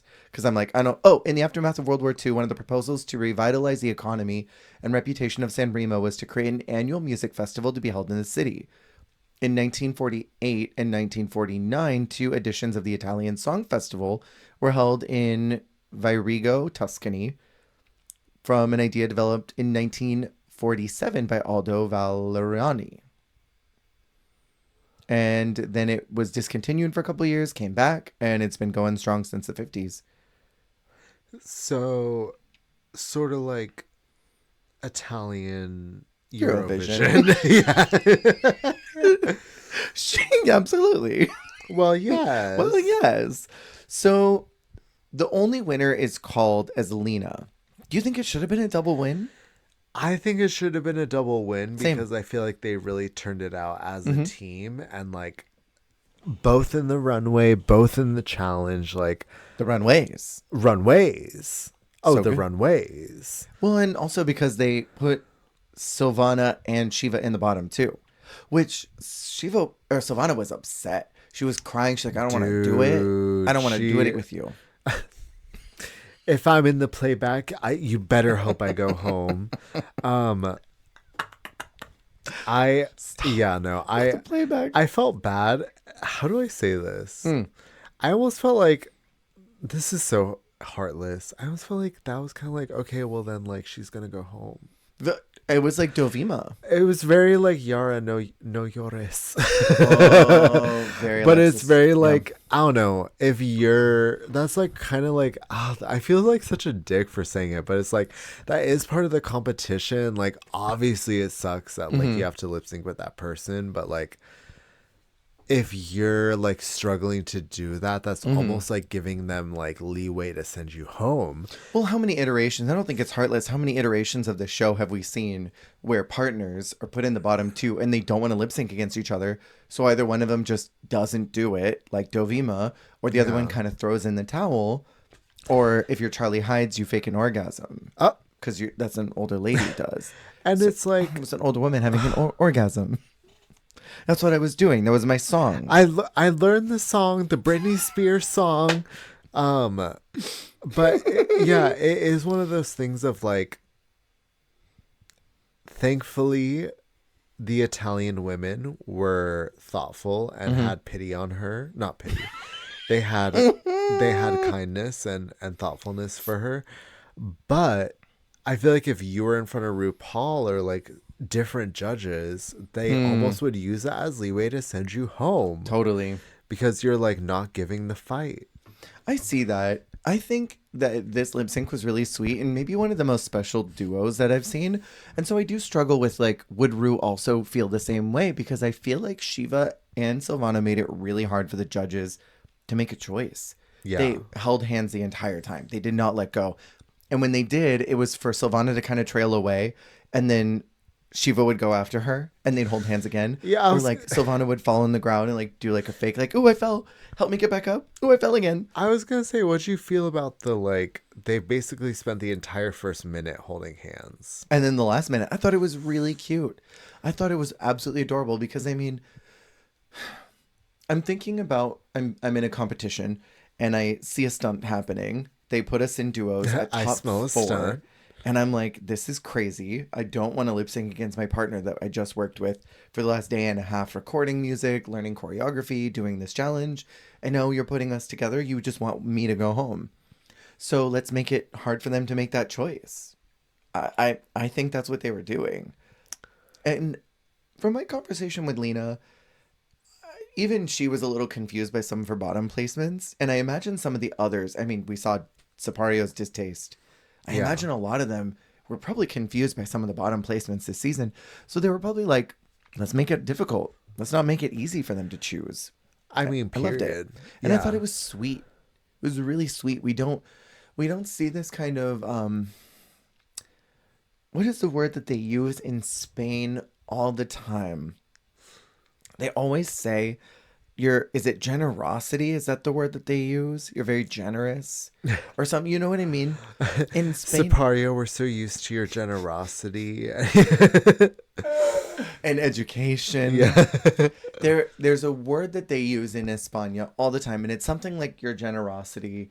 And it was that. We don't see a lot of that in lip syncs where two people are in the bottom, maybe in a way that doesn't seem fair to them. Yeah. Or just the cards shook out in what seems to be an unfair way. And so they're like, well, I'm not going to obliterate you. I'm going to just lip sync with you. We're going to put on a show. It reminded me of in Thailand. It's going to take me a minute to get there and remember the names, but Thailand too. Bandit? Bandit was on in that season. What lip sync was it? It was a Thailand lip sync, Okay. and it was very sweet, and they were like playing together. Oh, Kana Warrior and Andrea Nang. Yes. Yes, the Rusical, where they didn't want to lip sync against each other, and Kana tried to leave. I think of something like that. Yes, Where it's like that. Yes, that nepa. I think of something like that, where it's like that is just like a very wholesome, like Yes. it's a feeling of like it is a mutual interaction, but in like a different way. You know, like it really just feels like a moment shared together between two queens. And Yeah. I love that. Me too. I thought it was beautiful. Silvana is told that she gets to stay after she tries to leave because she does her goodbye message. She goes to leave and Priscilla's like, wait. Liturgy requires that I tell you the thing. Girl, they waited a little too long. Right? And she says, Shantae, you stay. And Silvana, without missing a beat, goes, go to hell. I love it. It was some crazy so shit for much. real. Because like I really also thought she was just going. Yeah. Like they went through all the emotions of it. Mm-hmm. And then like, okay, actually, now that we've destroyed you. Publicly humiliated you. Now that we've done this horrid thing, Now that we've wrecked you. you know what someone said about Silvana in our podcast? They said that she is Bumpa Love styled by Katie Killer, since you brought up Thailand too. Whoa. I'm like, not Katie Killer. Not the Katie Killer mention. Not the Bumpa Love mention. I mean, actually, always the Bumpa Love But I mention. brought up Bumpa in the podcast There's too. always time for Bumpa Love. Please. So there's not really, we've already covered so much of the reunion, but The reunion was kind of a nothing burger, in my opinion. the Prada bullying just kept going. I know, and they did try to, like, talk on some of it, but it didn't really go anywhere. Okay, but I even told you, I feel like Priscilla was part of the Prada bullying, because she said, Prada, do you really think you could have won? I did appreciate later, though, when Shiva called her fake and was like, go home, get out of here. You thought you were going to win all this. That Priscilla kind of came to bat for her and was like, well, don't you think that maybe some of that feeling you got was her just being reserved, that some people in this world are guarded? Yeah. I did appreciate that even though she did come for her a little bit, she recognized, like, oh, there's something bigger here. Yeah, no, for sure. I guess my only other talking point about the reunion would have been, when was this filmed? Was this filmed? Because, like, Good question. everyone was saying, I'm team this person, I'm team that person. But then, like, you watch the next episode, the grand finale, and it feels like it jumps in directly after the last episode. Yeah. The eliminated queens come back and they say, it's so good to see everyone again. It feels like the reunion happened after this grand finale was filmed. So were there multiple, Oh, this could have been a endings season filmed? 9 situation. They did the finale, don't know who won it. Season 9 out the gate. Because yeah, I guess that was part of my confusion of, like, When was the like, timetable? did they already know Lena won, or did they film Lena and Melissa winning? Yeah, they had to have. Interesting. Very. So then in episode 12, the grand finale, we have our top 4 walking in. They're very excited. Is this who you expected to be here? I think at the beginning of the season, I thought Layla was going to be there. Same. Layla Yarn. She seemed like a major contender. I knew Lena and Melissa were going to be there. Like, Yeah. hands down. They were the standouts. I think at the time I didn't know it was going to be a top 4 either. I thought maybe like Lena, Melissa, Layla. Okay. And then if I had to think of a fourth, I mean, Silvana honestly kind of does make sense, but also Yeah. I could have seen Sipario there. I thought Like, Sipario as well. If you told me, oh, the spoilers are Lena, Melissa, Layla, Sipario, I'd been like, oh yeah, That I makes see sense. Totally.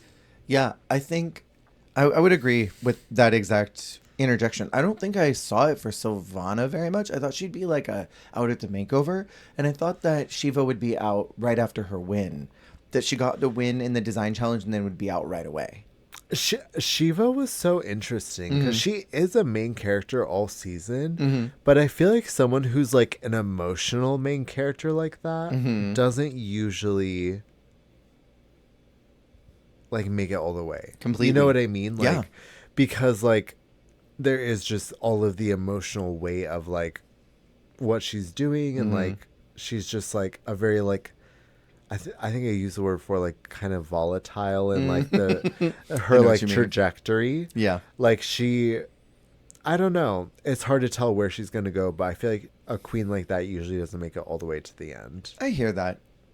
And so we have the Maxi Challenge being a room mix, they say, but they're not writing their own lines. A room A room mix. A A room service mix. Yeah. They have to dress as Evil Queen in Club Kid shoes. And then they have to come up with Rappel Dark Res names. Okay, but how fierce would that be? Come up with your own Rappel Dark Res name. Room's Drag Race. Love Rappel Dark Res. Shout out to Room Service. So Priscilla tells them that they're going to be room mixing this song by Paula Yezi, which is called The Queens. And she frames it as this is a song that's been in the vaults for a while. I don't know if this is an actual song that she's did. I didn't do research. I'm a terrible podcast host. This week, I reviewed Drag Race France Season 4's Runways, Canada's Drag Race All-Stars, Down Under versus the World, and did all of these episodes and I'm doing another project, and I did Lena's interview. Girl, So this week was impacted. You're experiencing the second wave of Drag Race fatigue. I'm literally in 2023 Drag Race right now, and all of those seasons are on Thursday. I'm dying, Jess. Okay, also that part, like, why can't we have what happened to Drag Race on Mondays? What happened to Drag Race any other day of the week? And Latina Royale also dropping on Thursday. Girl. So it's going to be in our time zone. It's France at like 4:00, Canada at 6, Latina Royale at 8, Down Under versus the World at midnight. That's too. I'm losing my mind. Girl, I'm losing my that's mind. a mess. That's a mess and some exhaustion. And España 6 is coming. Gird your loins. I'm gonna throw up. So Priscilla gives them a little inspirational message in lieu of the 10-minute mini challenge, and I thought that was really cute. I loved that. She really like was speaking to them. Mm-hmm. And I thought that was very, like, I don't know. I just thought that was very sweet because I can't think of another time where there was something like that for the finale in particular. Yeah. Like, hey, let me just come to you and, like, speak some, like, life and love into you and, like, tell you why you're here and affirm why I wanted you to be here. Yeah. And, like, it left someone, I think it was Lashiva who was crying at the end of it. Like, I don't know. It was just very touching to, like, let me just give a little more, like, affirmation and, like, positivity to you, like, at the very end. Yeah. And they do the compulsory sit down with Kiara, and it's not the typical one they do. They actually had a sound stage this time.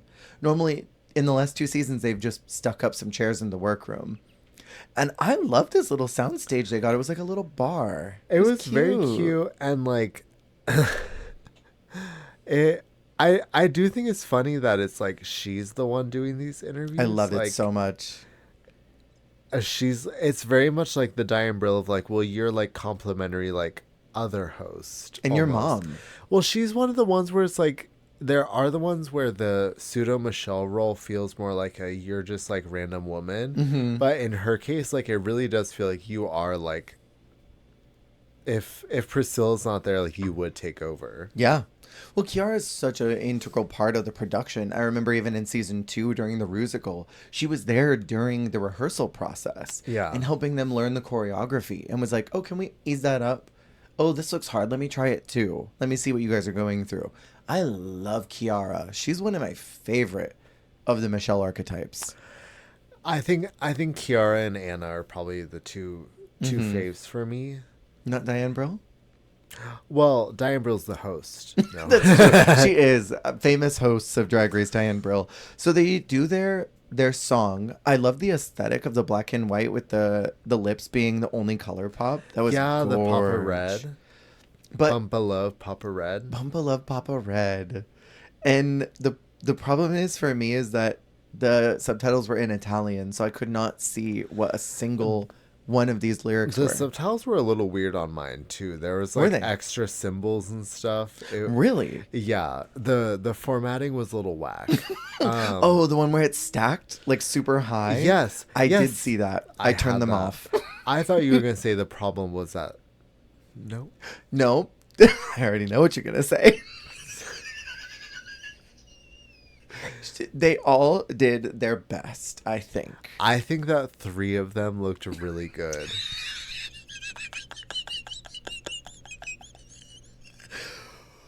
Ooh, next page. I loved Lena and Melissa. They were Lena the and Melissa were having a cunt off, literally. And I love that they were partnered together in so many of the shots. Because it was funny because there weren't a lot of, like, Shiva and Sylvanas shots. No, but they were there edited out. So many Lena and Melissa shots where it's like, okay, well, let's get these 2 together. Yeah. Well, I think they were trying to let us know, like, this is the top 2. Don't have any delusions. Mama, this is the top 2. It is interesting that Sylvana is brought into the next episode, but is not done anything with. They do nothing with her this week.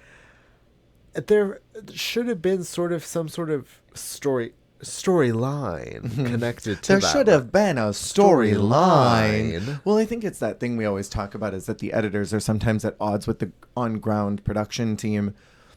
And, you know, I mean, maybe in the production team on the ground was like, we are so excited to have Sylvana in the next week. And the editors were like, we're not. I'm not. Thank you. I was hoping you'd get the Miss Fame of it all.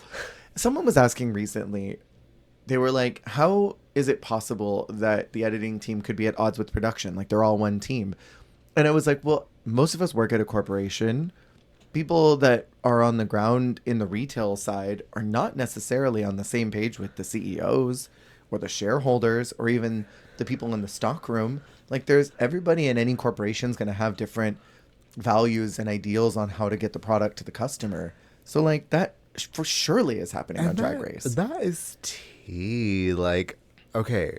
Like I work in order processing, like Order processing. where like I'm in like more of like an office environment, but it's like it's the kind of job where I think everyone experiences this experiences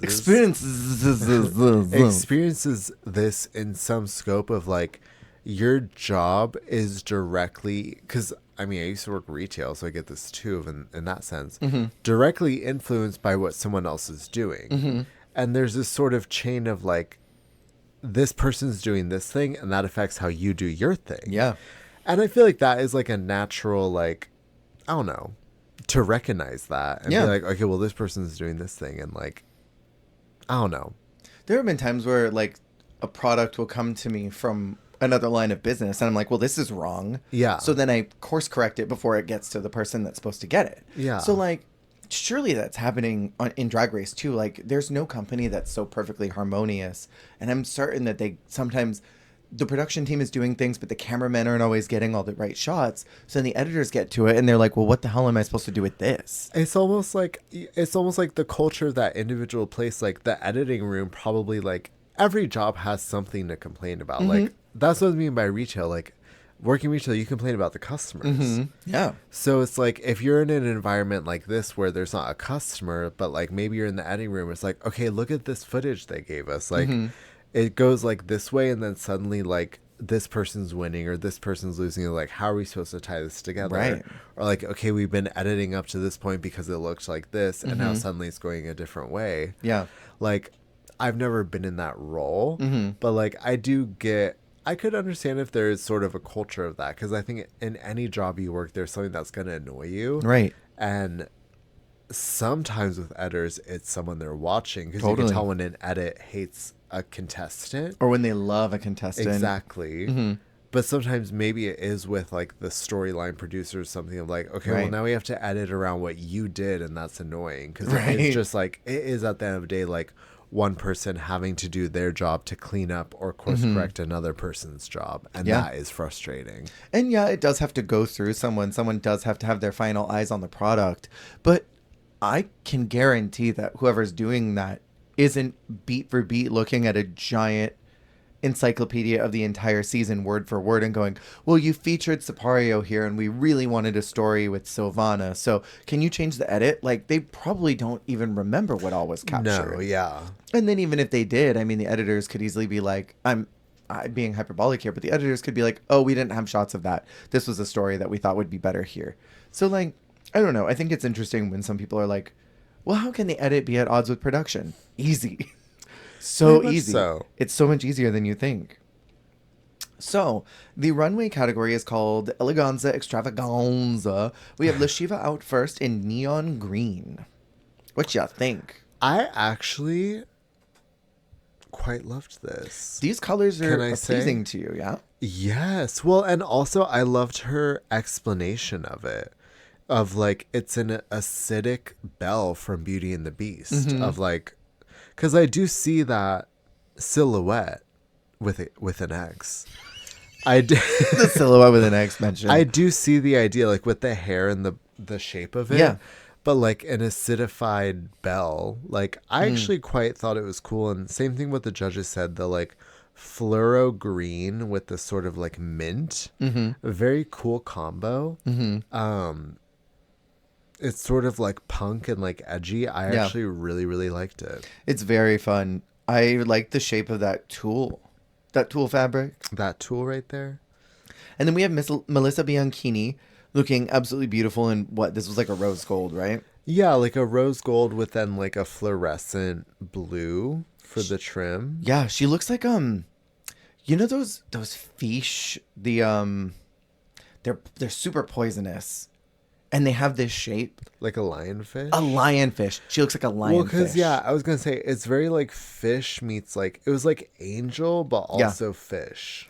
Because it's like, it's the same colors as that lionfish. It's got the frilled part on the sides that look like their little like gill wings that they've got. It's cool. That is absolutely a compliment. Yeah. I mean, so cool. Even jumping ahead, spoilers, when she lip syncs with Lena, the way she moves it is very fish-like, like very like she like she's puffs underwater. them like little fins. Like it was very showgirl as well, but yeah, it was like showgirl, fish, angel, fish. Then we have Lena Galore, girly. Girlina.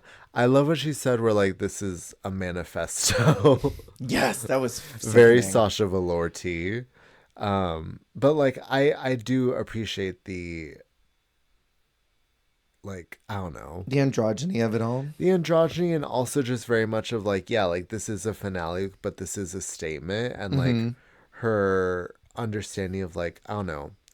I feel like she was very clear, especially in this last episode, of like, if y'all didn't get it, like, I am political, like I am like intelligent, and like I understand like because even in her meeting with Kiara, I feel like she established a lot of like, I understand like the political weight and like the social weight of like what this role means and what this can do. Yeah. And so I feel like that carried through in her look of just being like, well, this is the kind of drag I do. This is my perspective, and this is like how I see gender, and this is how I want my drag to be. Yeah. Oh yeah, and what she said to, I don't know if this was like a translation thing, but what she said to Kiara, like, right now I feel like a beautiful man. When she was in her in that like drag with the dress and the pink wig or whatever in her interview with Kiara. So like, I don't know, I just think it was very interesting to have like a very succinct like kind of message on her perspective of gender in this last episode. I agree. And I'm glad that it's something that is so different from the rest of her package, because everything else has been so feminine and flouncy and just big and bold. And this is all of those things, but it is somehow completely different. Like, it makes sense in the collection of looks she brought. Yeah, it's interesting because I think this very like the very physical, like muscular side of Lena hasn't really been talked about throughout the season at all. Yeah. So but I think it was really cool to just at the end for her to have this moment and this look, and for it to just sort of be like a extension of just her gender like story and ideal that she's trying to share. Yeah. And I think it very much tied into what she's trying to carry as a winner as well.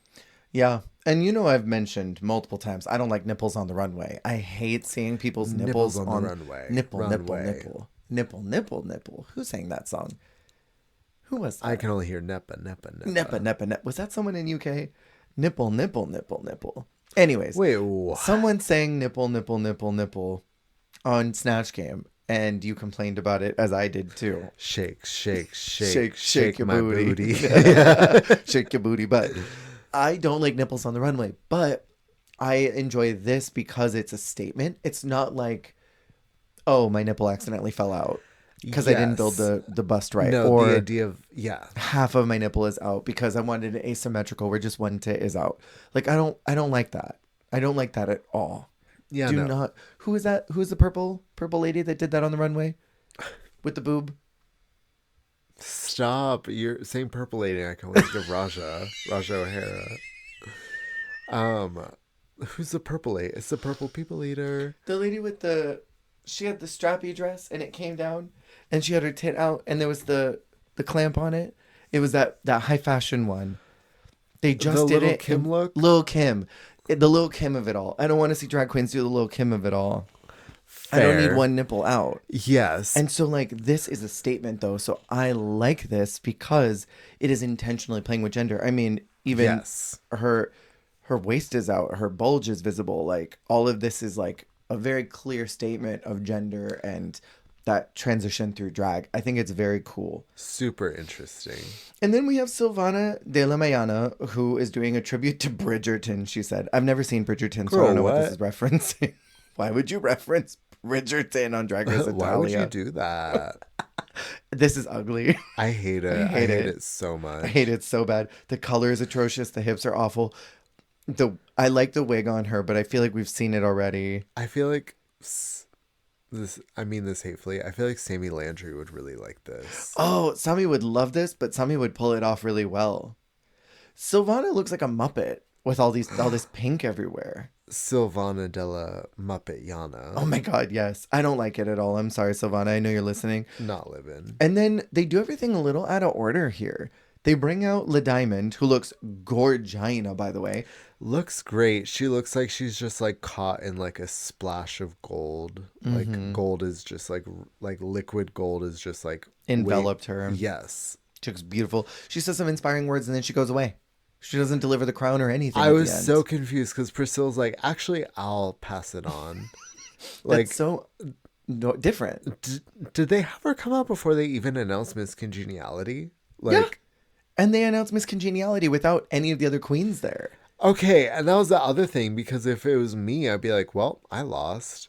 No, fully. Because, like, doesn't that feel weird? Like, you're standing up there with the 4 finalists, and one of y'all is about to get called Miss Congeniality. It's like, well, obviously, if I get that, I'm not going to win. Totally.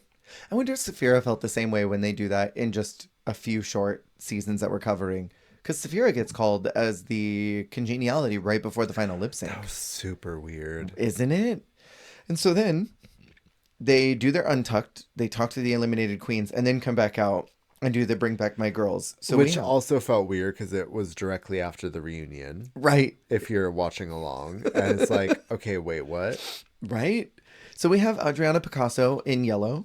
I think she looks beautiful. Very standard finale gown. Yes, but, you know, she definitely gives like solid, serviceable drag every time. Totally. I would love to see her on a Latina Royale if she would like to do it.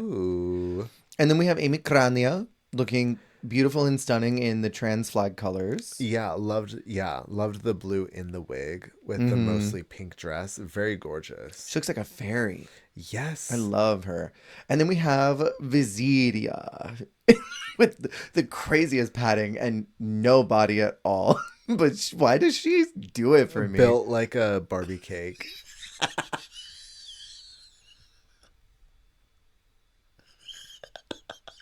Built like a Barbie cake. Done. Next page. We have Lightning Aurora. I think that the dress and the shawl are disconnected from each other. Yeah. Right? Like, just because it's the same fabric doesn't mean it's the same idea. You know what I mean? Put that on a shirt. Then we have my favorite look of the night next to Lena's, and that's Morgana Cosmica. Okay. Wicked. She actually kind of snapped here, right? She did. Okay, and I love a space look because I also love Jada's from 12. But I love that because her name is Cosmica, and we saw nothing cosmic spacey of her all season. And honestly, this is a lot more like conceptual than I really expected from her. Totally. Because like obviously I love this ring around her, but the dress itself is dope. That print and like the stoning, that planet that's like embedded into the skirt like halfway down. It's just such a cool build. I love this dress. This is incredible. I love everything about this. And like you said, I wasn't expecting it from her. Yeah, like I was expecting like a pretty like pink dress or something, but I wasn't expecting this just like super cool. And this is such like a finale reunion moment kind of dress, but yeah, she turned it out. This is everything to me. Then we have Sissy Lee, Black Pink in Your Area. I don't like this at all. I hate it, actually. It is kind of weird, huh? You know what my least favorite part of this is that the bodice and the skirt are disconnected from each other, but the rectangle continues from both of them, but you can see the very clear cut of where it stops being nude illusion. Yes. Like, just taper that into a triangle, Diva. You didn't need to bring it down into your puss. This looks like something Rosé would have worn. I love when anything is boxy and anything is just ruched a little incorrectly and Boxy with unpleasing. rouging, I'm like, rosé. Every time you're like rosé. There's no shape to this, and there's unpleasing ruching. That's rosé. Then we have La Prada looking like Reba. Does she not look like, here's your one chance, Fancy, don't let me down? Stop. Does she not? Not La Reba. Wait, that's my a crazy God. drag name. La Reba. La Reba? Drag queens out there. Then we have Layla Yarn. Oh, wait, do you have any thoughts? I think she looks pretty. No, I have nothing beyond La Reba. I wish she had a breastplate. Well, yes. I think she'd look great with tits in this look. Would love it. And she's the kind of girl where she would look great with just a tiny titty. Yeah, a little like bit. Because if you were a woman, you wouldn't have big boobs. Yeah, no, And she that's looks the like thing that. too, is like I feel like the girlies need to get like, you don't need to have a plain Jane breastplate. No. Like literally just put like a hacky sack in there. Yes. Like literally like a little like, you know what I Just a mean little though? cup. Like a literal like what are those little square like the cornhole bean bags? Like something like that, like just a little bit of rice. Like I love a modest titty. Me too. And I'm I here feel for like it. that is very glam. So it's like you don't have to have a huge knocker. Like just put like a little bit of rice in there. Yeah, just a you little know, one. A couple tissues. Sensible tissue. Yeah. Then we have Layla Yarn in red. I like the hair a lot. The garment is confusing to me. Yeah. I wish What do you wish? in my hateful say I wish it was yarn, but like Oh, no, I I just get feel that. like there's a weird like through line in her package of like she has a bunch of looks that are crocheted and are yarn, and then a bunch are just like regular like pretty drag looks, you know? To me, this looks like something that was fitted on the mannequin, but not on her body. She soft sculptured it. Soft sculpture. And then my screen got stuck here. We have Sipario in one of my favorite looks from her all season. Really cool. I like this color combo. The like Yeah. pure white with that like perfect what shade of Fuchsia? pink is that? Fuchsia. Fuchsia Valley Noah. I love the showgirl hat with this. I was about to say the too. headpiece is my favorite part. Yeah, I love that tulle fabric. I'm a big fan. She looks like a baby doll. She looks like a collector doll or something. And I feel like that is actually very flattering for her. That sort of like, yeah, the baby doll, like mod silhouette almost. But it's like mod meets like showgirl. Very interesting like interpretation of the silhouette. And I love those shoes. The shoes. After the runway, Melissa is immediately called as the first to lip sync for the crown. And then the captions. Well, obviously it's happening for you. You're the very clear and obvious front runner. And I think that was like, well, duh. And then the captions get a little harsh for Silvana because Priscilla says that she's been increasing weekly and has been on an ever-growing journey that she is, alas, now interrupting. I'm like, what the fuck does that mean? Literally, like, you've been doing so good. Not anymore. You're actually interrupting the production, so we need you to go. You're annoying. I was annoyed with you. You're interrupting, but it's because you're insecure. And you have a lot of growing to do because I know you and I know that you're insecure and I know that you have some demons to overcome. What was that caption that was going around? Goodbye, go home, nobody likes you. What was that? It was like a translation of one of the drag races. Yeah, but which one? We've watched almost all of them. Oh, you're right. It's either the only ones that we have not perceived before, either one of us collectively, would be either Brazil 2, that non-English speaking, or No, you've seen España 4. That's not there.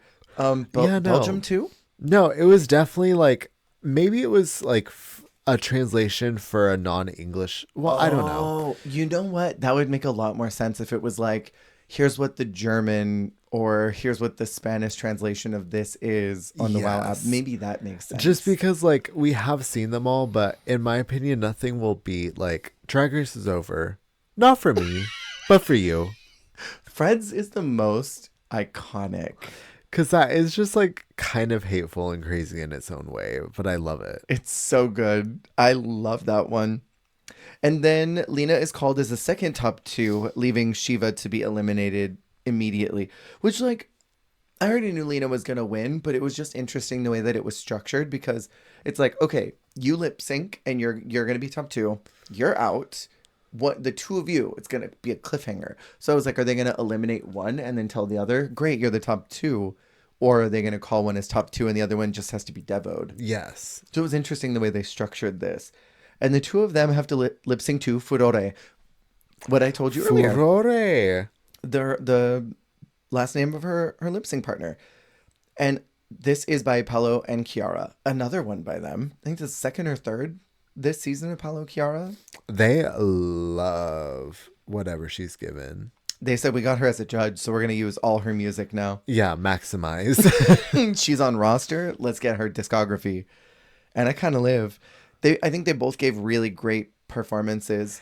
This was actually crazy because like Melissa was giving like the showgirl movements with her dress, like using like the fins basically. And then Lena was like twirling her scepter like a baton. That was so cool. It was just really, and I loved what Priscilla said of like, you are hands down like the two best contenders of the season. Like basically like y'all affirmed like why y'all are the two best of this group. Like, and they really were. it was a really great lip sync from both of them. Yeah. There are a lot of seasons we've talked about that I think you and I both agreed that whoever the top two were both so good. Strong contenders for the crown. And there have been a good handful of seasons where you and I have been like, it could have been a double win between these two. Okay, but like this one Genuinely, I think of all of them that we've talked about. I mean, I know one that I've cited before was Cheddar and Danny because they were both super consistent. But in that final lip sync, Danny killed that lip sync. Cheddar kind of got a little locked up in her dress and took a little time taking it off. But like in this one, neither one of them faltered even once that we saw. completely. And like again with the twinner, like I think Melissa maybe talked about how huge it would be for like a trans winner. But like also Lena's win was big. So I feel like it would have been so big for the double win of like someone like Lena and someone like Melissa who are both sort of groundbreaking in their own ways. Yeah. I feel like them both being like that joint winner because they both were ready. Like, Yeah. Melissa also could have won on her own. Easy. And I would have been like, damn, like Lena was so ready, but like, love it for her. Like, I don't know. They both are superstars. They both did so good all season. I loved them. And they both were like, which it's rare to also have, because sometimes someone's packages can be equally strong, but someone just seems more ready or mature for the crown. But they also, I felt, were equally like poised and like Absolutely. understanding of the responsibility of the political impact of like what a queen like them needs to like be doing in their capacity. Like, I don't know. They just were so ready. Completely. This is the double win, I think, of everything that we've talked about so far. And like you mentioned, the political impact of both of them, I think Lena understood like my drag is inherently this kind of way. I love drag. I love my art and I want to share that. And I understand that where we're at right now politically in Italy, and Melissa understanding that exact same scope, but from a different point of view of being a trans woman who's someone who is Brazilian and is living in this country and loves this country that she lives in.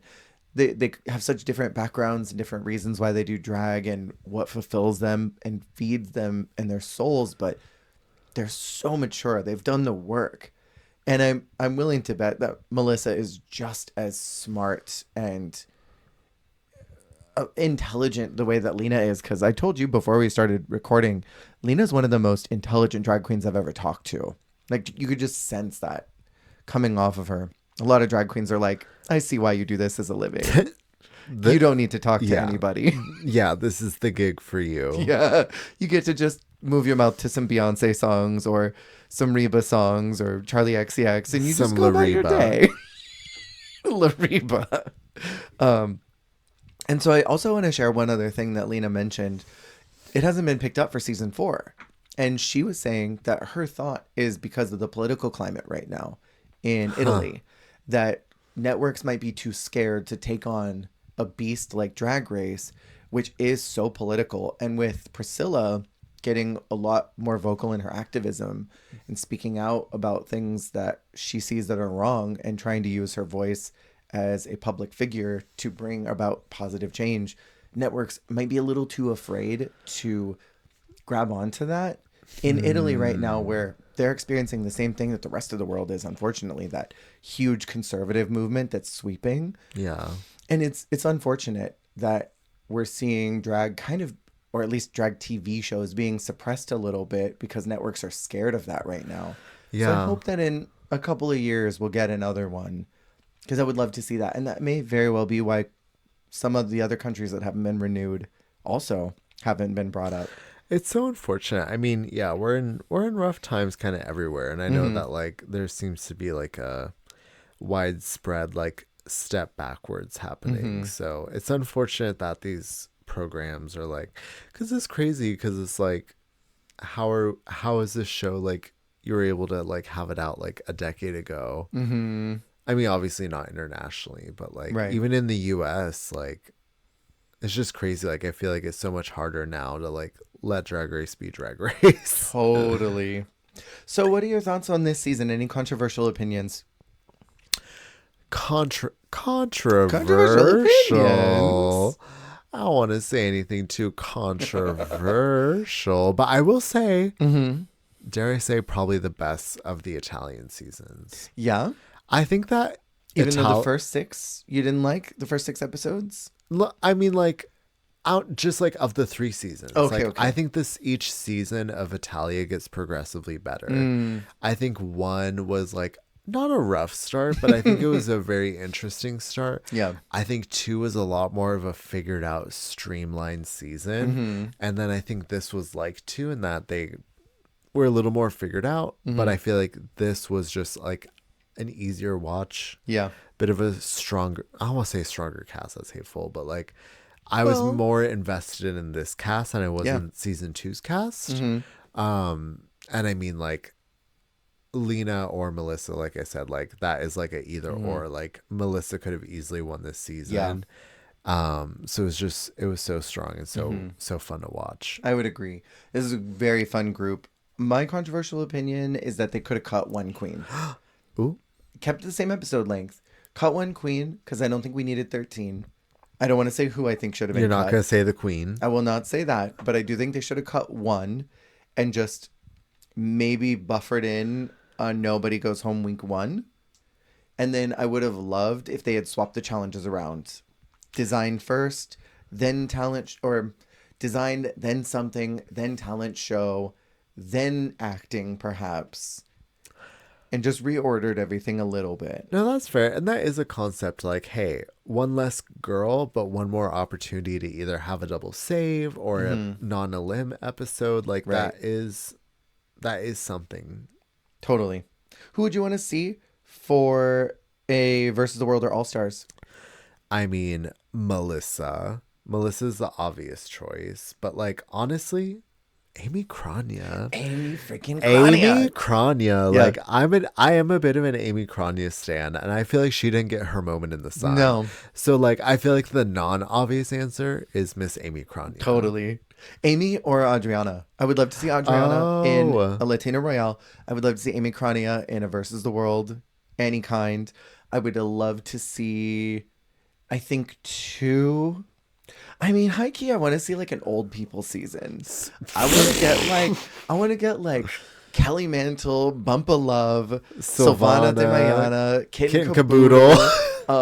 Get Tempest. Tempest, Mrs. Kasha Davis, Jaylene Time, and then You're frying me. You're I frying think me right now. Charlie Hides, get her out somewhere. And then who else could you pull in that's older? There's some more. I'd have to think about that. There's definitely some more international options because there's some aunties in there. There are. I don't know how much English Benze Diva speaks, but she was older too. I would love to bring her. Was there anybody from Thailand who was older? M. Stranger Fox. Stop. Get M. her Stranger ass out here. Things. M. Stranger Things. Yeah. I want an old people season. I would love to see Silvana on that. Just her and Minnie Cooper. Get Minnie Cooper. Don't say her name. Mini Cooper, Mini Cooper, Mini Cooper. So next up is Canada season 4. And we have some very important women. Some VIWs coming Some up. Melinda Vergas. Melinda, who's also Verga. We have Aurora and Nira's original season. Which, okay, and this is going to be fun because this is going to be where, I mean... Is this denim? Too? Oh, shoot. Well, yeah, it would have been like if Down Under had started a little sooner while we were talking about Michael, but yeah, we get to talk about two girlies while we're actively watching them. Yeah. As long as neither of them get eliminated. Totally. But spoilers, I'm Tier. I'm Amanda Tears. I'm Team Aurora for the win for Canada, so I hope that she stays all the way. And Nira's playing a fantastic social game. So I love me some Nira so much. So I hope they're both going to continue to be there over the next few weeks so that we can talk about them as we're talking about them on Canada's Yes. Oh my Drag God, Race. that's going to be great. The episode, I think, the first Canada episode is going to drop as the All-Stars finale is airing. Oh, shoot. I think they correspond. If I'm looking at my calendar right in my head, because these are 2 weeks out now. Oh, We used to be 4 weeks, but now we're at 2 weeks out. So I think, because we're going into episode 4, and then 5, 6, maybe it might be dropping right as that finale is happening. And we're gonna be talking about some tea that like is already gonna be done and in the wrap, but we don't know what's happened yet. Yeah. Some predictions. Right, it's exciting. But anyways, thank you all so much for listening to our thoughts on Drag Race Italia season 3. Hopefully we get a season 4 at some point. Next week we will talk to y'all about Canada's Drag Race season 4, where we're gonna make it a 4-parter because I love this season. 4 for 4. 4 for 4. I love this season so much. I love it. And then I think it's season 16. Girl, that that's one's crazy. Gonna be fun. I'm excited to talk about Maya again. Angelou. Yes, I'm gonna talk about Maya Angelou. I'm very passionate. I don't know why the cage bird sings. Jail, prison, immediately. Thank you all so much for listening. Remember, you're doing a great job. You're doing the best you can, and that is all you can do. Goodbye. Goodbye.